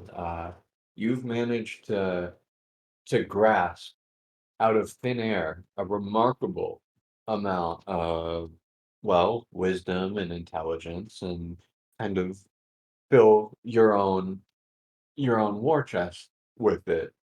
And there's a certain amount that you can reach out and grab for yourself at all times, and there's a certain amount that can only be gained by time. I have so much more of it on one side of the scale than you do, and I always will. And that doesn't make me better, that doesn't make me smarter, and that doesn't make me wiser, though. On that, we agree. That's laughing, he says. That's a little fair. I suppose I deserve that. But what it does give me is a different perspective. Um, and well, to be honest, it's a lot easier, I think, for me to emulate your perspective than it is for you to emulate mine. But you have to understand, Commander, this, uh, you see, I believe you'll be unsatisfied with this answer, and I hope you'll allow me to complete it. But if I were to say something like, this is this was a situation to test you in the unexpected, or this was a situation to help you rise to command in some sort of situation like that, or this was a situation, a personal situation for me and my own affairs. eh, It would seem the answer would seem insignificant, but the fact is, it's all of those things simultaneously. One doesn't make any more true than the other. Did And I pass? I'm sure in some ways you did, and I'm sure in some ways you did not, but it wasn't about you. But let me ask you, do you think you passed? Did you handle the situation adamantly or admirably? I think so, yes. Then why do you need to ask me if you passed? You did. Because you implied that you had uh, somehow placed obstacles in my path specifically for the purpose of testing my reactions. Oh, And that would I seem didn't. presumptuous if there wasn't a victory condition involved. No, I guess that's fair, but what I was trying to point out is there's no way for me to answer without me implying something. I didn't do it for that. It just happened to be. Uh, I can't, I don't suppose I can explain to you who I am. You'll simply have to find that out for yourself through time. And I hope you'll allow it. I find you quite pleasant, even though you seem to be a little piqued with me.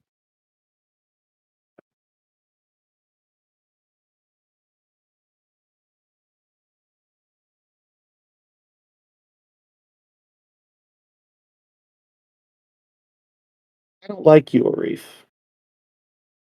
You said I don't like you? Yeah, Well, I'm sorry for that, Commander. But I don't know think what else to say. I think your perspective is indeed long,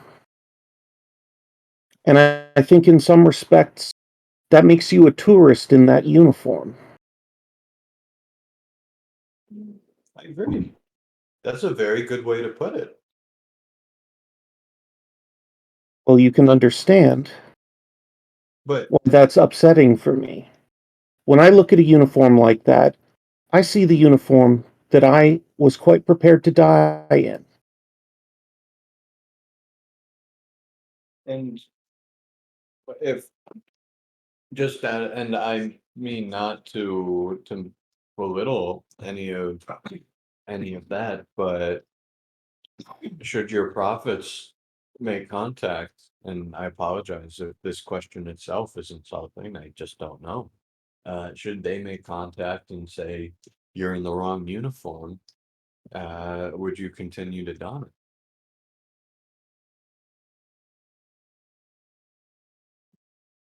Interesting question. So the fact that you're not even sure, wouldn't that make you partially a tourist as well? Wouldn't that make all of us have a lever with which we'd shed the uniform for? Point is, I'm here now, and I Me don't too. think you are. No, Well, I am on vacation. I don't think I've seen you not on vacation. Well, that's certainly fair.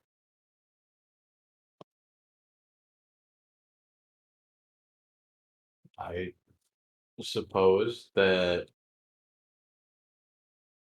um, leadership styles often shift and change depending with who's sitting in the chair.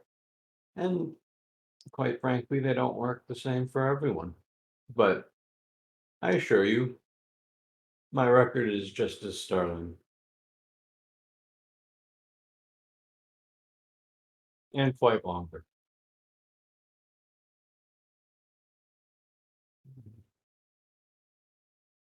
You have authority, Arif. There's no question. You didn't break any rules. You stepped on toes. And it doesn't seem like that matters to you. Of course, it matters to me. Except what you have to understand, Commander, is well, your captain's happiness and, well, overall safety simply matter more.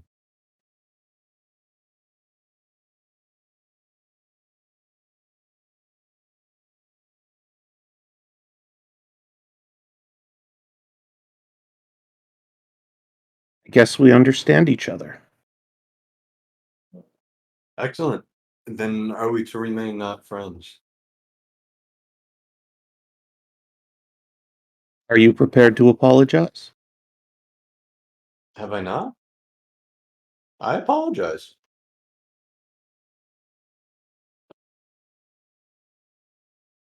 I give it willingly and freely to anyone who feels they deserve it. All right, then. A fresh start. Well, hopefully not with me and the captain. I did a lot of work. I'm sure you did. Uh, Excellent. I suppose this went well. I guess the other one who seemed quite not enamored with me was Commander Lawson. Do you think I should talk to her as well? I think that's reasonable. Um, would We'll you take the bridge. would you be so kind as to send her in? I feel like if I were to, it might make things worse if she thought I was summoning her. I will let her know you're in here. Thank you. I head back out to the bridge. I walk over to Jill. Commander Arif is in the conference room. He'd like to speak to you when you have time. I'll take the call. That will. She'll raise a brow at that. And, Very well. This should be short. And she'll walk into the conference room, and she'll be on the opposite side of the table from her when she walks in. Wring his neck. Absolutely. As you just see him pleasantly, Commander Lawson, I just had, well, it was, I guess, I suppose, tense, awkward, and pleasant chat with Commander Sesh. He's quite upfront. I find it quite refreshing.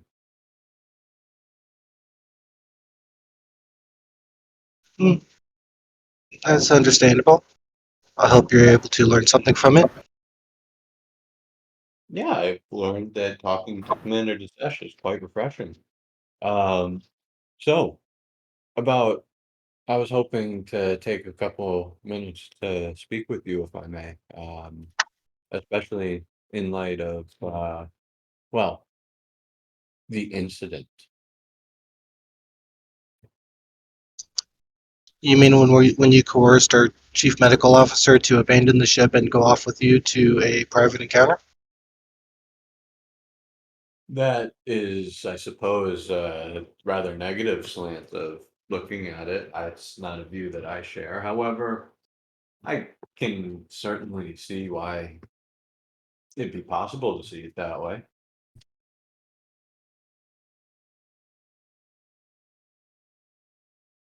Anyways, I, well, quite frankly, given I've read your file, I know that you were a captain, and I know that you have strong opinions. I figured best it would be a good idea to sit here and, well, listen to them, so I wouldn't have to find out about, you know, how strong the fist is, because I've read that in the file too.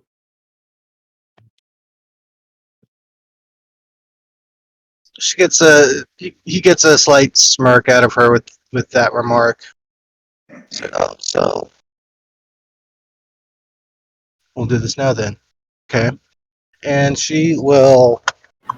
You actually see her one by one pull off the pips of her collar, put them down on the table, the comm badge. After that, and she'll even dig out the necklace that has her Jarisa, and that just goes on a nice little pile on the table. Alright, I just simply pleasantly, uh, remain seated watching the display. Commander, how long have you been in service?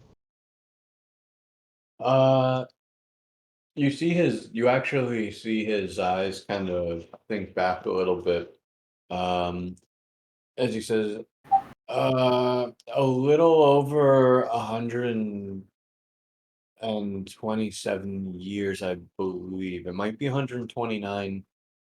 I might have to rain check you the answer, but I forget sometimes. That's thereabouts.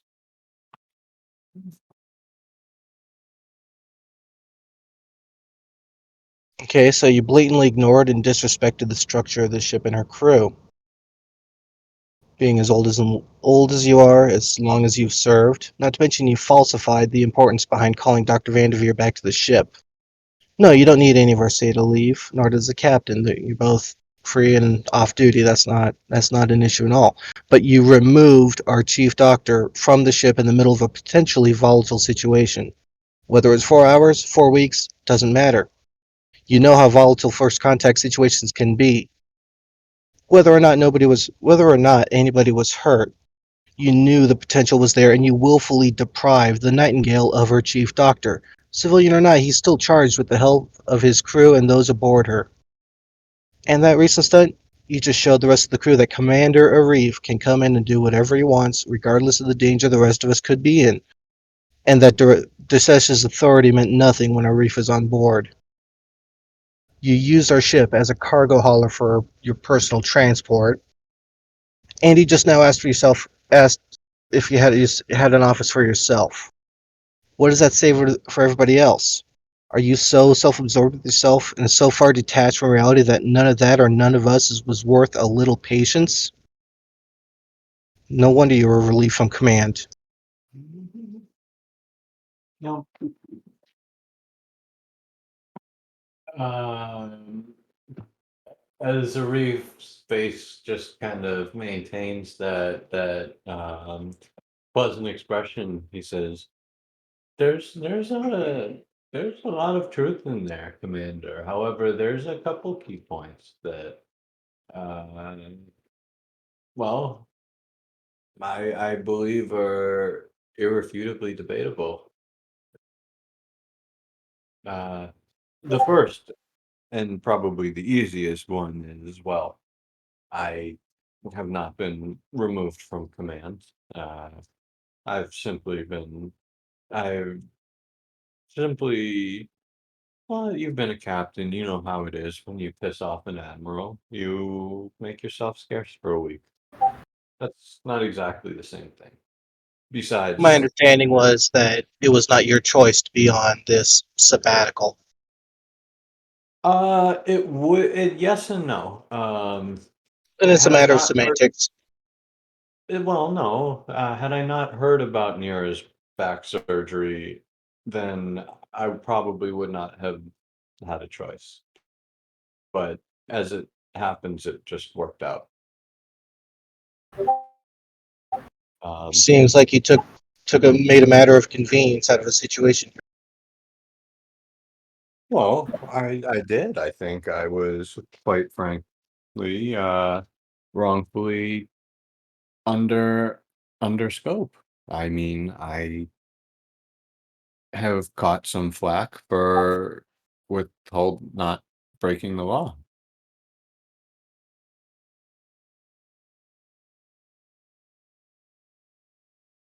That issue aside has no bearing on what you did here. How you came here is not much of an issue. I used to think you were a good person. Well, that's fair, and I hope one and someday that you will again. I certainly can wait patiently for it.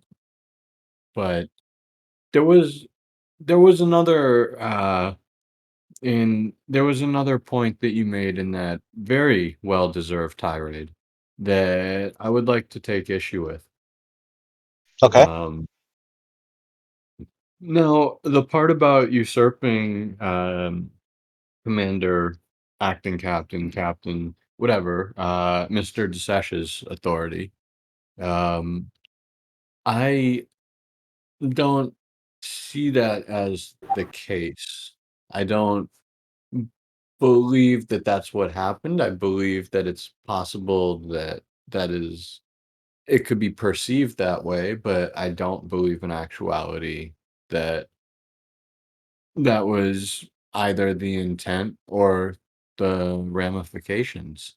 That being said, if you do know this crew better than I do, of course, and if there's a way that I can kind of salve that, if it actually has been taken that way, that's something that She's gonna slam her fist on the table. Did you or did you not take Dr. Vanderveer with you while we were in the middle of first contact that could have gone horribly wrong? Commander, up until that could have gone horribly wrong, I would have answered yes. But what you have to understand is breathing could go horribly wrong. That last bit of a sentence could be attached to anything. Don't play And coy with me.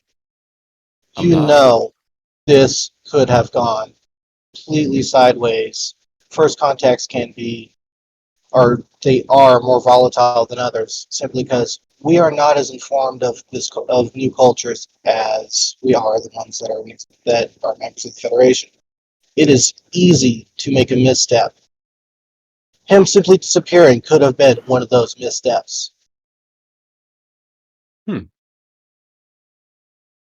Uh, And you look, know this. I suppose that is a fair point, and that is certainly worthy of an apology.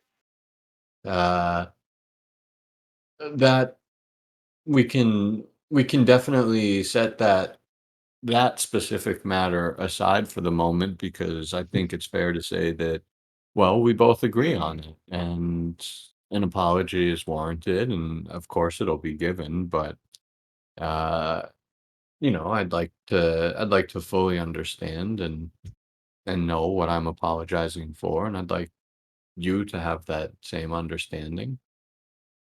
So we'll hold off on that for the moment, but we can shelve that because of that we agree. Okay. You said you want to know why you need to apologize. For one, you don't need to I apologize. didn't I didn't What you ask. do, No, Arif will stop talking once you start.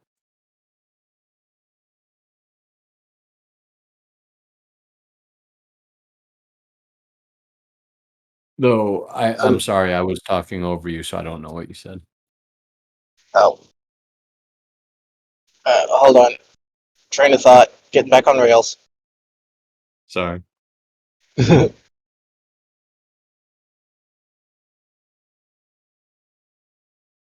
Why Arif was apologizing was Ah,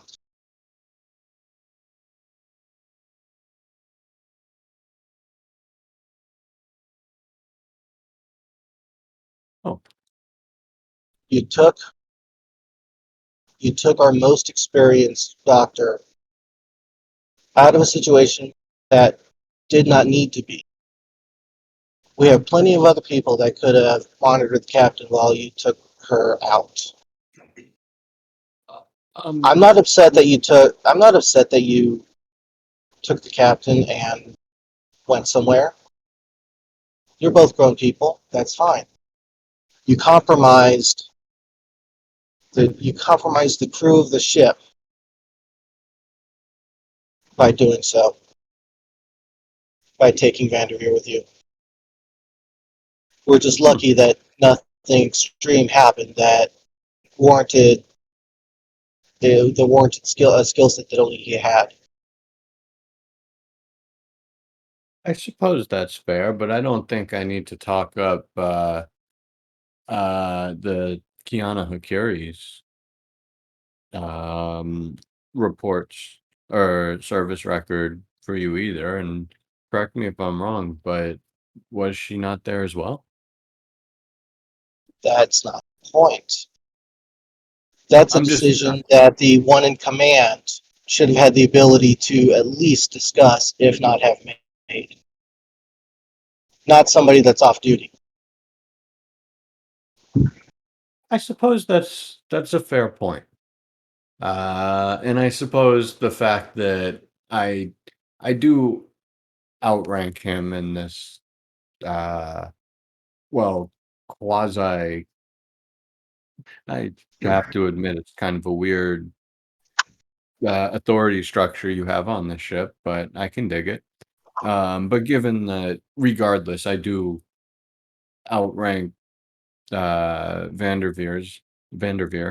Um, I suppose it's quite possible that he might have felt that it was less of a request and more of well, an implied order, and I thought I was being clear about that, but as it's been pointed out to me a lot, sometimes I come off as very misunderstood.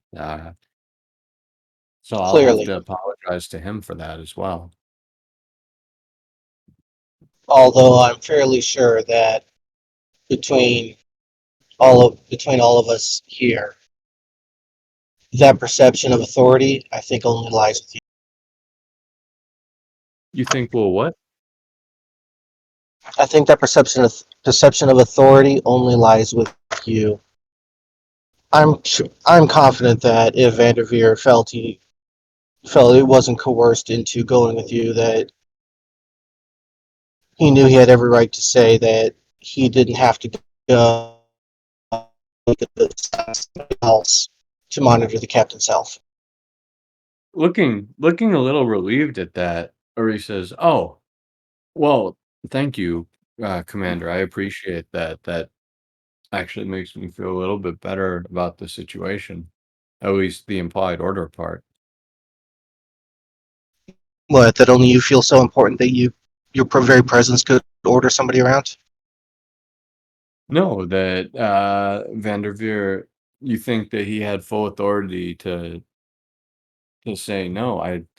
I was worrying that that might have contributed, but shrugging a little bit, he says, "If it makes you feel any better, I won't, well, quite frankly, be here uh, after um, after dinner. So at least you don't have to put up with me for much longer." He doesn't get an answer from that.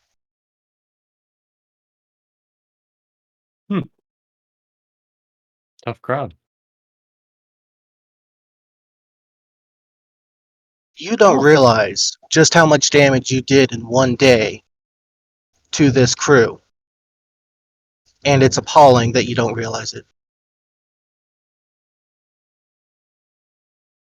it isn't. I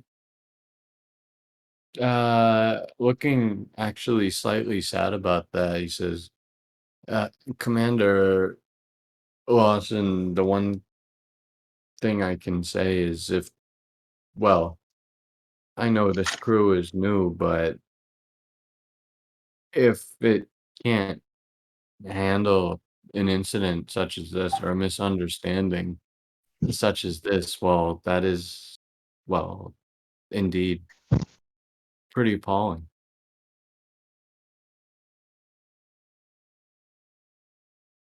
Excuse me? An off-duty commander coming in and just being able to say a few words and disappear with a critical member of our staff?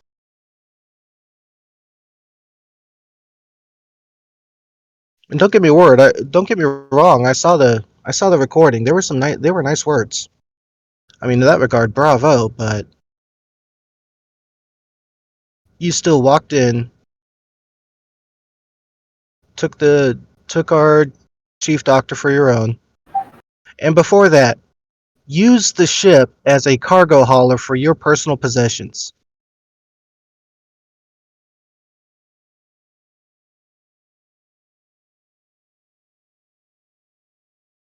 The lumber?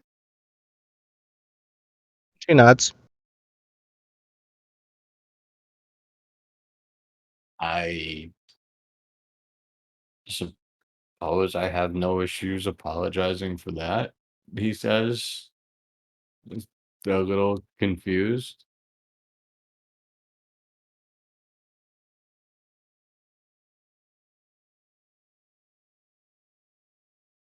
And if you don't understand why that's an issue, she shrugs. And she'll collect her pips, badge, and the necklace, put those things back on. Well, as you're doing that, he'll say, "If I, you were a captain once, you know very well how much material and whatnot is, quote, cargo hauled by convenient rendezvous. I don't." Yes, and I didn't use subversive measures to obtain them either.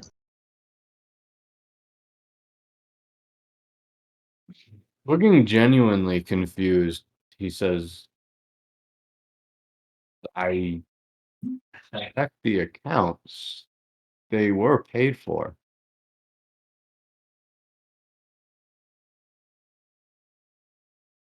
I don't care if they were stolen off of the Ferengi black market. You still had them brought aboard the ship without the captain knowing, the commander taking advantage of the commander's naivete to impress higher authority.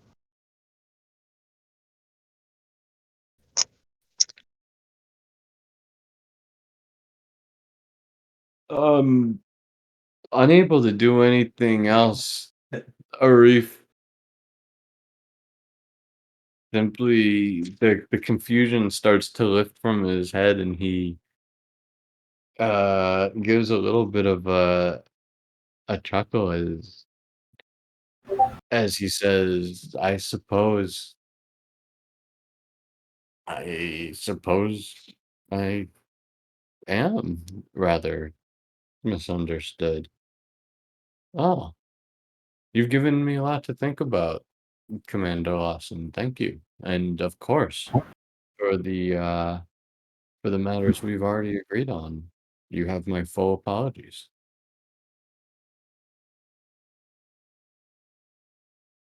It's a start. And your remark about being misunderstood, maybe others understand you more than you understand yourself. And she'll step out. Uh, you know what? Moving now in the empty room, the empty conference room, Marie kind of walks slowly up to the glass, just enough so that his reflection won't disappear from view as he looks at it and says, Doesn't understand myself. No, that's a fair strike. It's something that I've been accused of plenty of times, but no, I think I understand myself quite well. I like anyone else and not above my basic desires, and I accept them. And I myself am standing in front of a mirror, amusing myself, hoping someone's going to check the log. And with that, he'll spin around, walk out the door, nodding, of course, to Dinesh and everyone on the bridge on the way out. Yeah, I'm glad I cleared that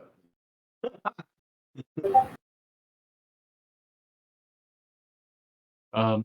No, he doesn't want to apologize to Vanderveer anymore. He brought it up, which would have just been another blow to the old ego. No, well, Jill talked him out of it.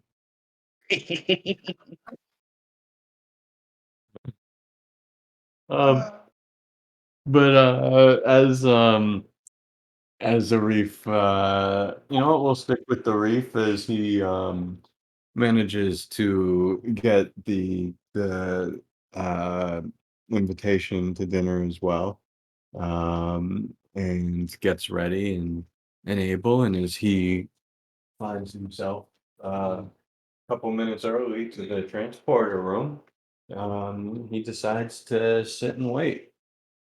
Well, lean and wait, hoping the food will be good.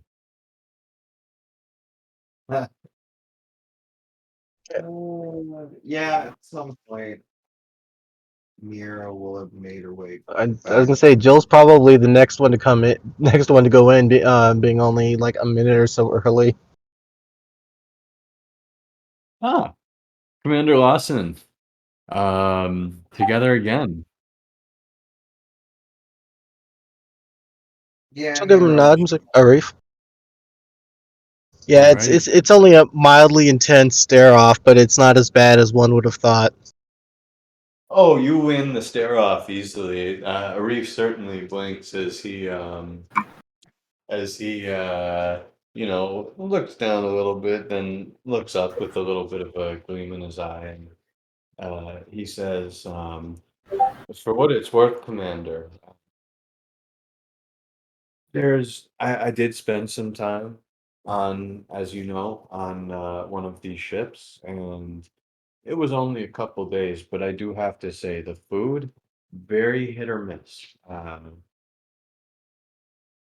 And cross your fingers. Well, well, I suppose I'll keep my fingers crossed then. And says, well, who do you think will be next to arrive to this hopefully enchanted evening? After all, well, I suppose we shouldn't get into more. Yeah, Nero probably show up about that time. Ah, the lady of the hour. Right. Yes, the lady in the iron mask has arrived. Huh. Oh, and the reef will move over to kind of stand closer to you on the wall. And I can show yeah, up at this point. And Everyone? Commander. Right. Commander? Well, I suppose we should get this dinner on the road. as everyone kind of sprinkles in and uh, everyone beams over to Dasan's ship. Uh, he's there waiting at the pad, and you can see it's just him and one Hirogen working the controls. Neither of them are wearing their typical Hirogen armor or anything. Simply a simple tunic as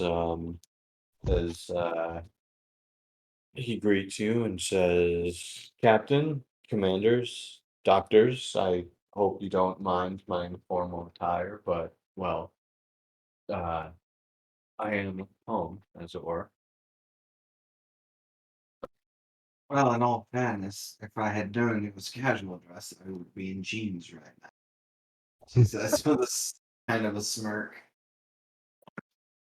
Um, well, it is if nothing else, it's you should all know that we don't stand on ceremony here. And he says, "Please allow me to lead you out of this room and into a bigger one where we can treat and have some food. I've, well, quite frankly, had some pretty amazing experiences I want to share, and I'm hoping to get a little preview on the."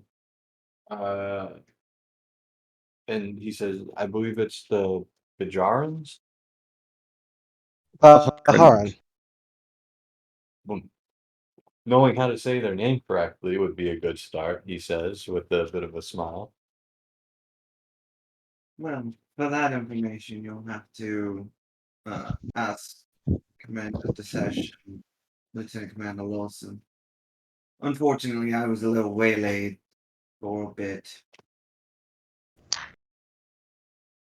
Um, hold on. What? Looking,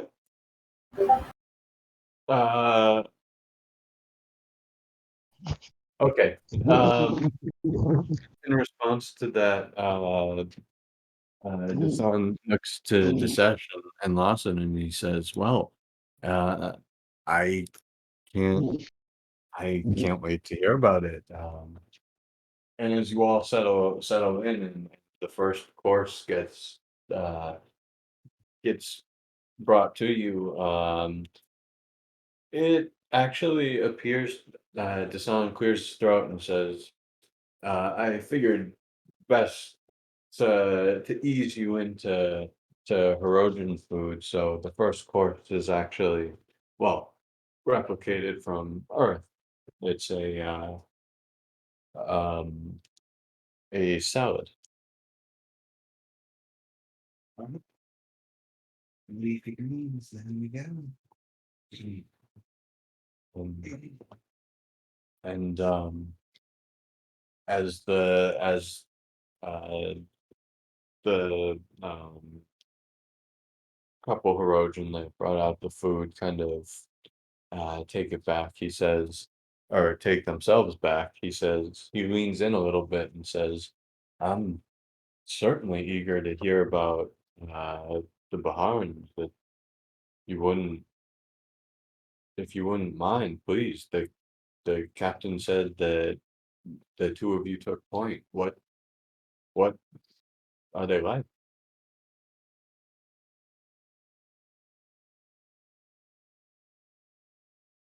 They seem genial, a little bit, uh, certainly devout. They seem to have a very prescribed way of doing things. Uh, they seem to put a lot of standing into blood. They responded differently to those of us who are obviously Bajoran than, but we're accommodating to all.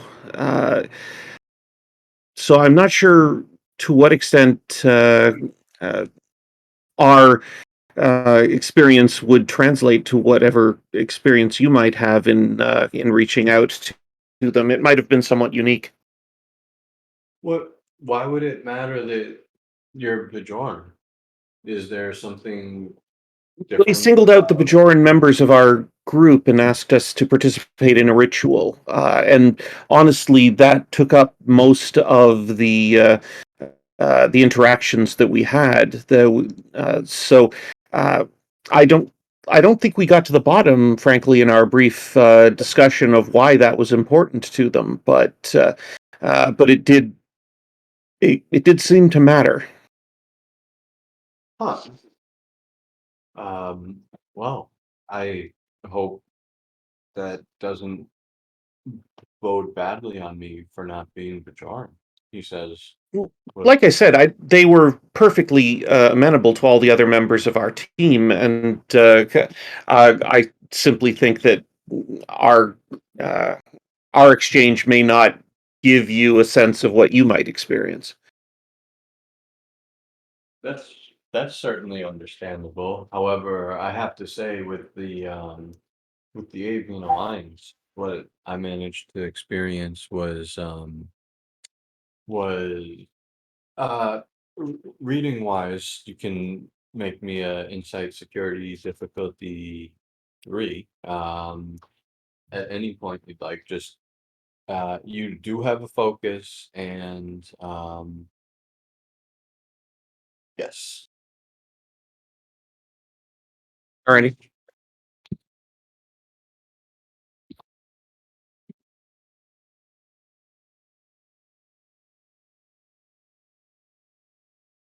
How much? Where are we in momentum right now?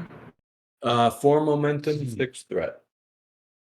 Okay, I'll take a momentum just to throw that in there. Uh, uh, does like is bargain affecting this at all? Um I want to say not really. Yeah, I figured. I just figured I'd ask. Okay.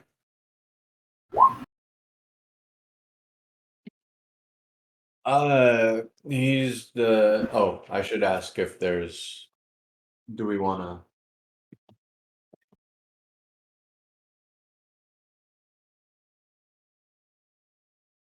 to we what? Oh, I'm just does the roll stand or Yeah, I don't think I have any obvious reroll stuff that I can throw into this. So I think he can be inscrutable in this exchange. That's fine. yeah, no, he's I mean he looks perfectly comfortable and perfectly open as he starts to say we happened to visit the Alliance first and uh it was wonderful. Yes, you were on the Heroic ship. And it was beyond wonderful. That's the only thing that or I guess wonder is the only thing that I came away with that well, I should say, if you're scared of heights, probably want to stay on the ship, but it's almost as if they've built their city into the highest perches or cliffs that they they could find on the planet, and well, they are quite the species. What did you learn from your exchange? How do you think they are likely to respond to our overtures? Well, they seemed very friendly and very open. They were quite adamant about um, our armaments being kept offline while we were in their space, and we, of course, adhered to their request. And well, it seems that that's all they truly demanded. Um, we did warn them, of course, of the rogue, my rogue corrosions, and um, they didn't seem to have much concern, but they did appreciate the warning. Is there any word on that? Your brethren, have they been active? Um, Not in the past couple days. It would seem that once they destroyed my ship, they, well, decided to go into hiding a little bit, probably and rightfully fearing retribution, which, don't get me wrong, will certainly for surely happen. But for now, we are content waiting, well, and hunting them, as it were, our last hunt. I take it you're not investigating the process of reconciliation? I would accept them with open arms. The thing about it is it's basically like the rogue Klingon houses you hear about. Some people either the leaders want to change, success, like Martok, or they don't. Like that Gowron. God, I wish I plucked his eyes out when I saw him the last time.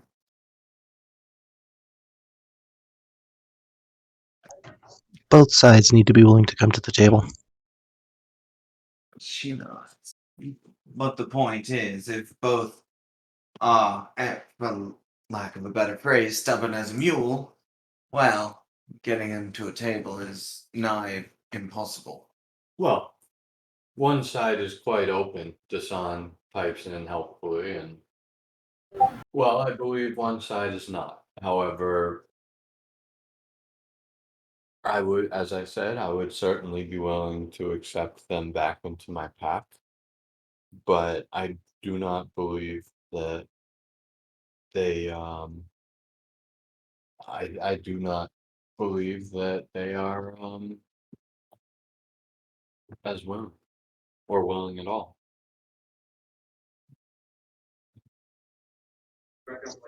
Oh, there's always a chance of circumstances changing for them to be more open to talk. With the Klingons, it took praxis. Have you considered reaching out through a third party? I believe we were the third party. That was where I was going with it. Shrugging a little bit, he says, as you know, they they are quite adamant about not attacking the Federation ship. It would, well, I and he kind of sits up a little bit straighter, as he says, if you would allow, I would ask this of you. you suggested that they were in hiding, and they may well be expecting the retribution you were implying. It may be a good idea at this circumstance to facilitate you guys taking a step back and trying to bring things back to the table. An overture. And, well, at that point, Desesh looks to the captain.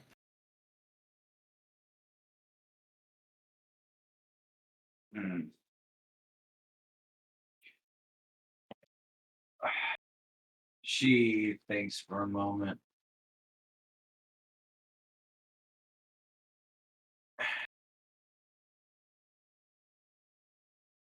Honestly, I don't know, she says. I, while a great many things, am not exactly a, well, trained negotiator. Counselor, sure. I can also, just by things, talk people in circles, but at this point, I'm probably going to defer to you, Amanda. Prepared to take initial steps to contact them. You have given us the codes necessary to at least try to get a message out there. Whether I doubt they'll pick up a direct communication, but we can send a message out there that they can encode. They can uncode. We'll see what happens. Maybe they'll be interested in coming to the table. Well, in that case, Dasan says, I can only hope that I haven't made a blunder in choosing course 2. He says, as the food starts to arrive, and unlike the salad, it looks a lot less green. It's certainly the meat of some kind, and Any vegetables on the plate at all? no. It's meat of some kind that is hovering in what appears to be some sort of brown crust and sauce, and the smell wafting up from the cooked carcass smells an awful lot like, well, chicken.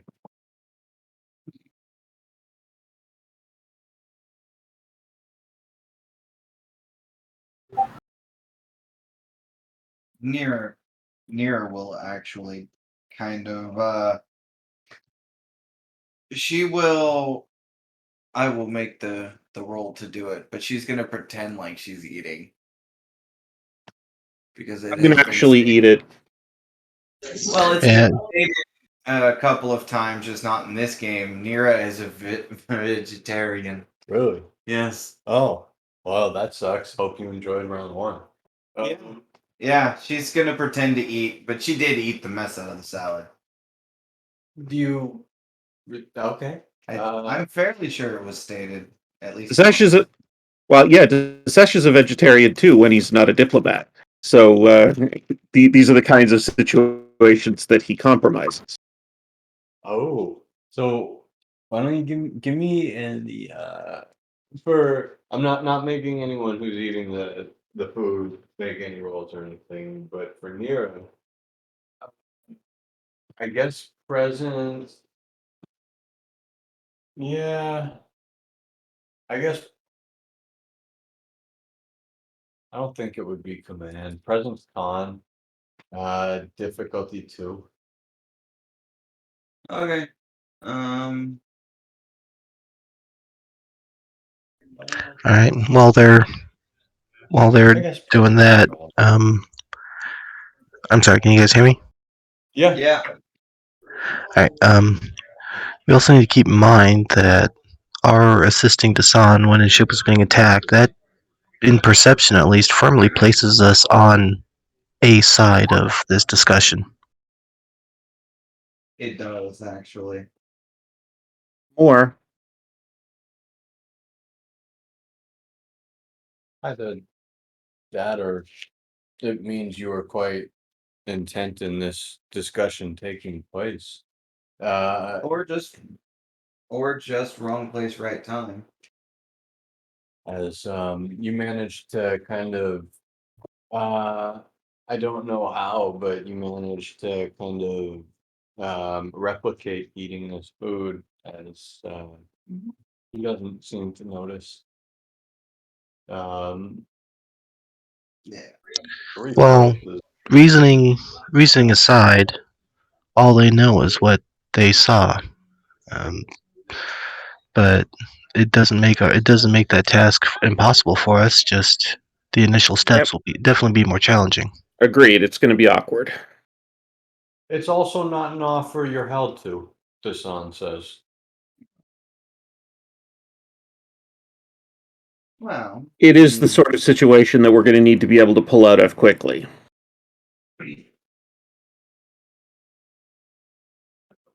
You said pull out of there quickly. Yeah.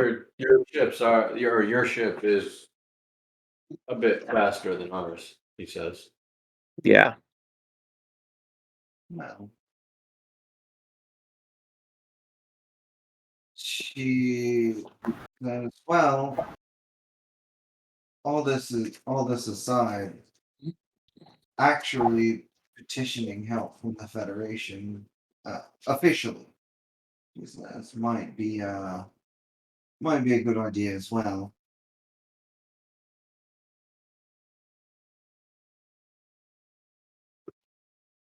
Um,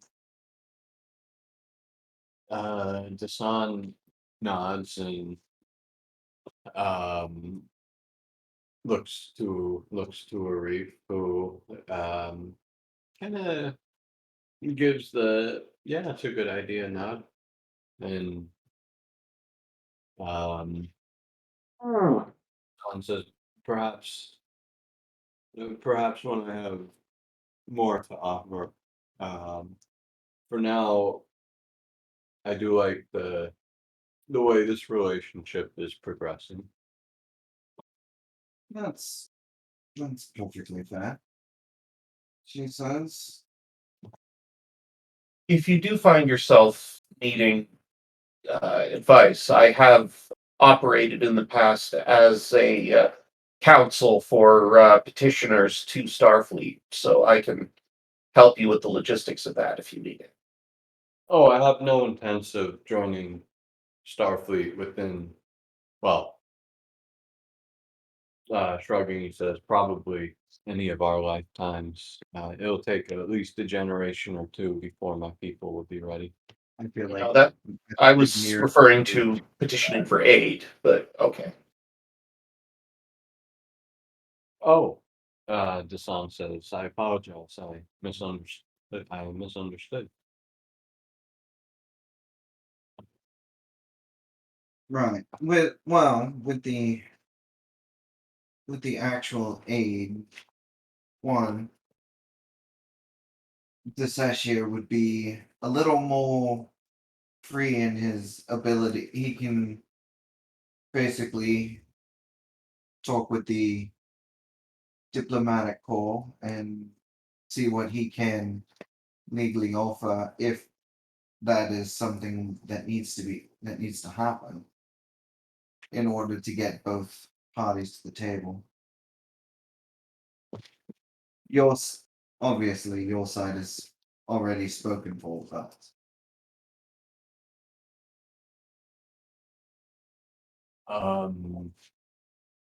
Nodding. It brings up a good point, Tassan. Do you have demands? Do you have what? Demands. Like if like you suggested that you were willing to accept them with open arms, which rhetorically I understand, but surely there's some expectation that regards at least your position and personal safety, perhaps. Like like what would you expect of them if they did want to come to terms? I would expect them to follow the way of the pack and not to stray again.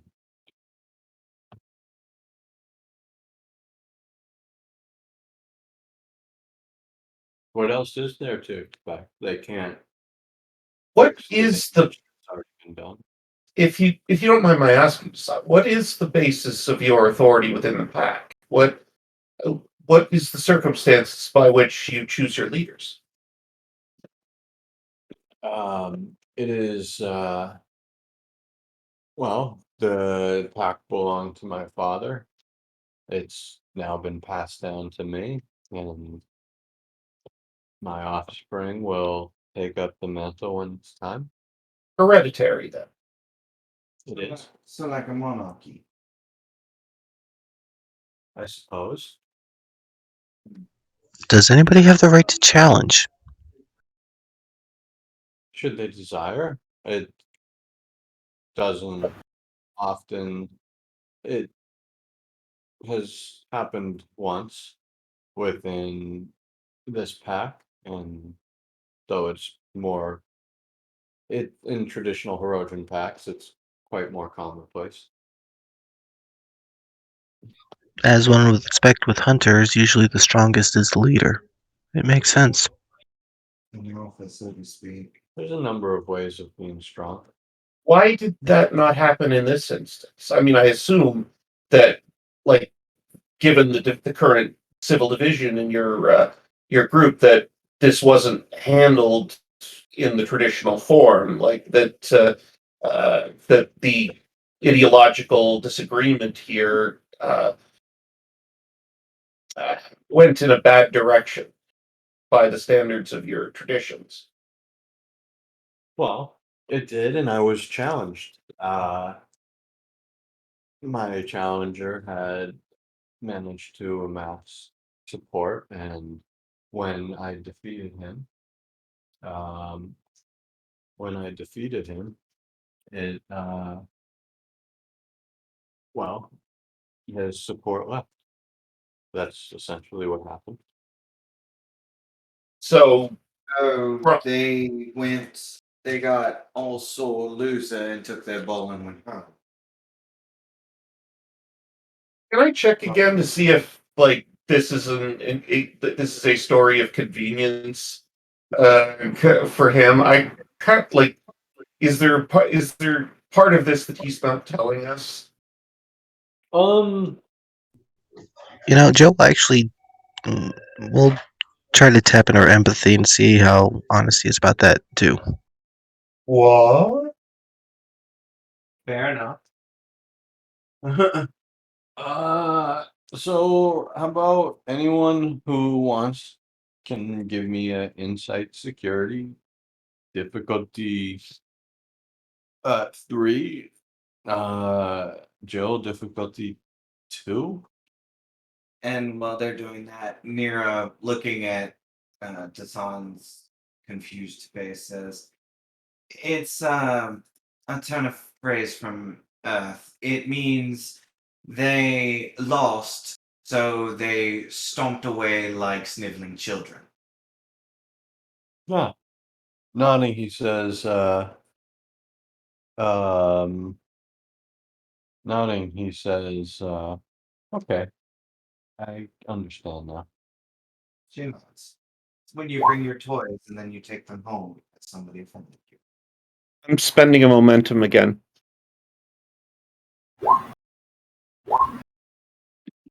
Oh, geez.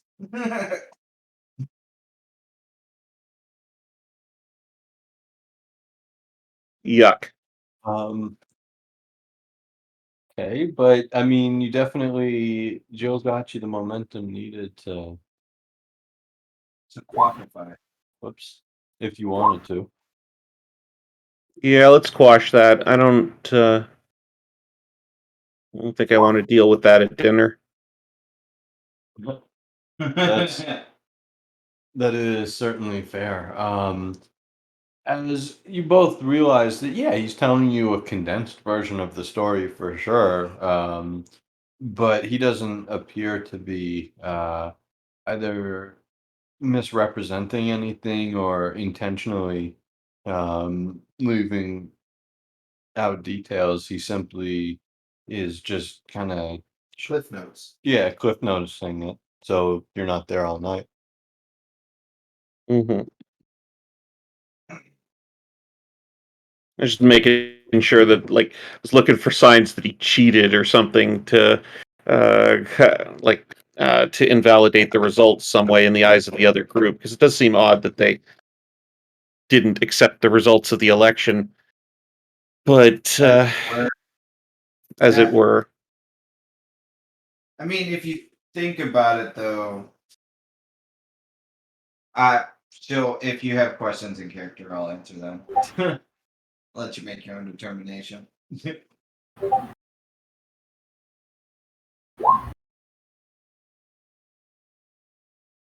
Mhm.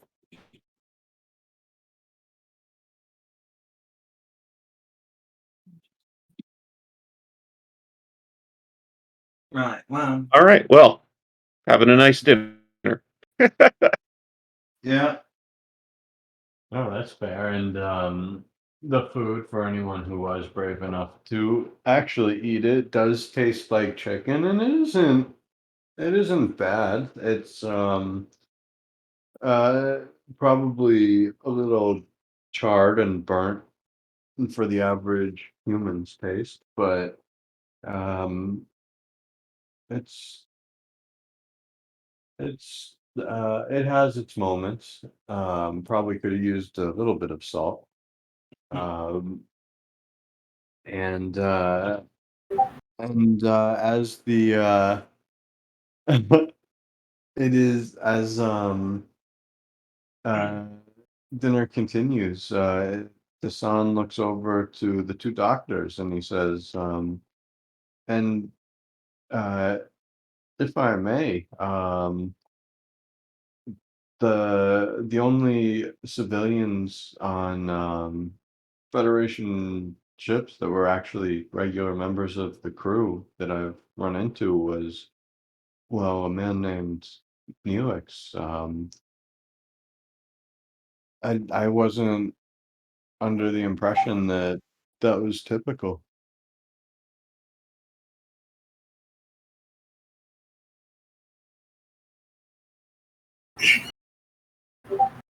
It's not, but this is a unique situation. Excellent.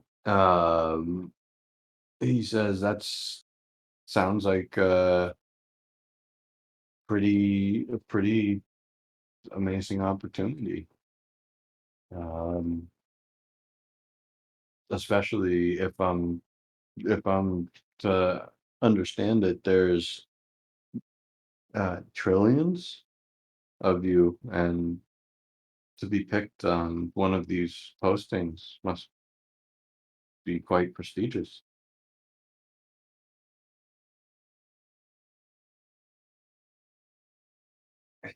For me, it is.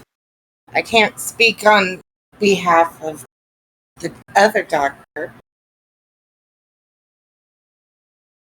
And you, friend, you've been quite quiet this entire. Oh, He's talking in text, but he had to go outside. ah, um, Still here for now. I'm not too far away for anything to cut out yet. ah, and you, my friend, you've been quite quiet this dinner. He's been quiet because he's been shoveling everything he can get. He is in hog heaven. Really, This is a good meal. This is a good meal. Even if it's just slightly to be polite, he's putting up with whatever the others don't really care for and picking out things he does like. Jill's just being way more polite about it. as He's going to town. Yeah. and you notice that your plate gets constantly refilled, much more often than everyone else's. Which also is sort of a self-defeating thing because he doesn't want to be rude and leave any of it left. So it's kind of like a battle to see when they're going to cut him off. Oh, hot flash, they don't. So as Vanderveer blimps out, um, uh, he looks back to Kiana and says, uh, um, well, that's certainly great to hear. I hope that manages to continue as well. At this point, Nira just looks over at Vanderveers and just says, "Do you have a hollow leg? Is there a singularity in there somewhere?" By Christ, man, you've eaten your entire body weight. I'll pay for it tomorrow. You're right. You probably will. That I do not. Oh. Do not. Please, it's on the house, the son says. Yes, unfortunately, his gastrointestinal distress will not be. Actually, it might be on the house and on the walls and. Son chuckles at that. Um, Sorry, I know that somewhere my old dietitian is crying in their grave. and Disesh, as you're kind of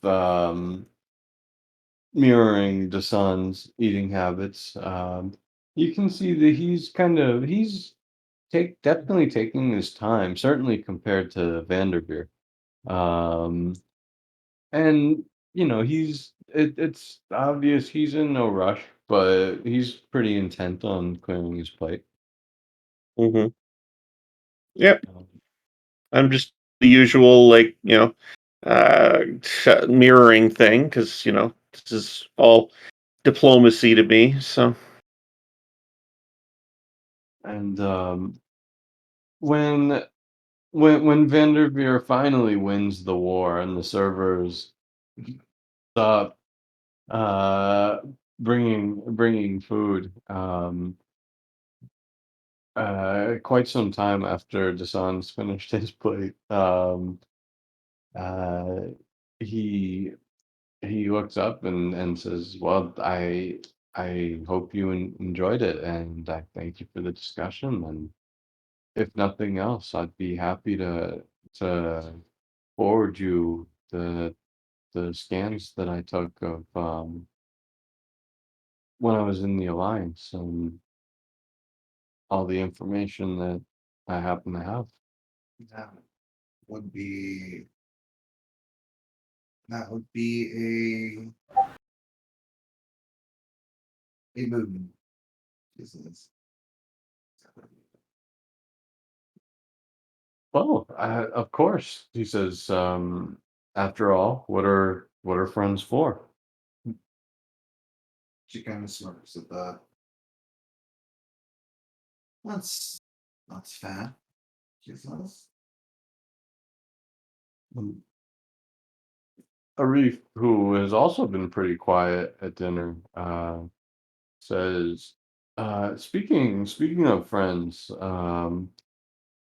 you wouldn't mind if I hitched a ride back to 17 with you after you were done with your meeting here, would you? I don't think the Nightingale's headed that direction anytime soon. I trust you are going to say goodbye to your daughter. Of course, Arif says, I hope she doesn't demand to take her with me. She better not. Um, and Dasan nods as Arif looks around the table and says, well then, if you'll all excuse me, I'm gonna go get packed and say my goodbyes.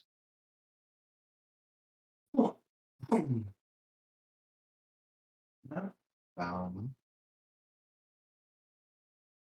and as the dinner does wind down, Nero will go, "It has been a lovely dinner, but unfortunately, I'm having a bit of stiffness in my back, so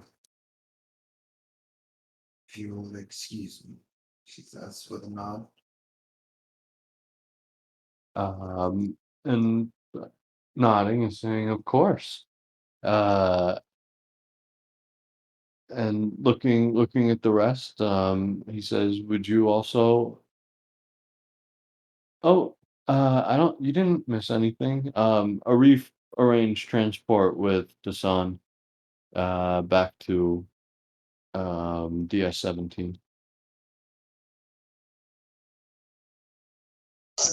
Oh, that part I got. I thought I missed something earlier than that, but no. When Arif excuses himself, Jill will actually say, "Have a pleasant journey back," and it'll seem sincere. Uh, Looking to you and nodding and smiling, he says, "Of course, and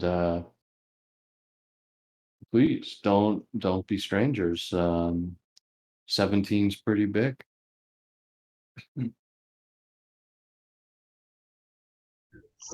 And with that, she'll nod, say, "We will see how things go."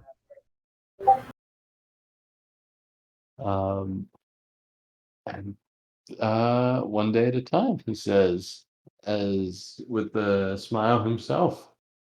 Uh, he resists the urge to finger guns on the way out and um, just takes off. And as the captain too excuses herself, Dasan looks to everyone else and says, and and the four of you, is it about that time as well, or We'll be accompanying our captain, yes.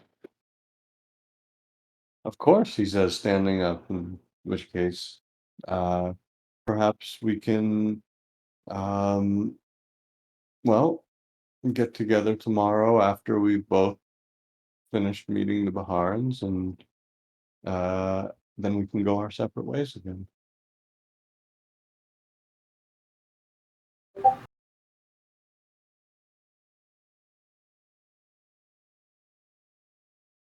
I will prepare uh, the information on the avians and give you as much information as I can on the renegades as well. Thank you, Dasan. I'll be in touch regarding whether there's any response. Of course, I appreciate this. I'm not optimistic about the results, but I do appreciate the try.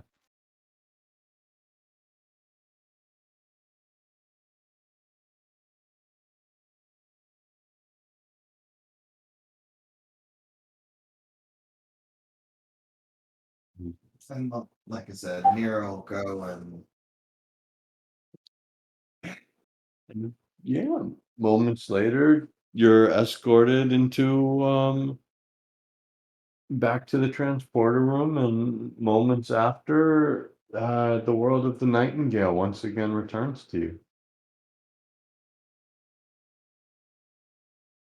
Yep. The captain will excuse herself and go lay down. For just a bit. No, that is certainly fair, and She's before she goes to lay down, she'll sit at her desk and type out basically for Vanderveer, she'll write out a prescription for gastrointestinal medicine for later. And be like, just so you don't have to do it yourself, is what the note will say. Tums, yes, the perfect medicine. No, it's space time. Space Tums done, even better. And as everyone kind of goes their separate ways for for the night, intent on visiting the Baharans tomorrow after their day of solitude. I think that is where we will call it for today.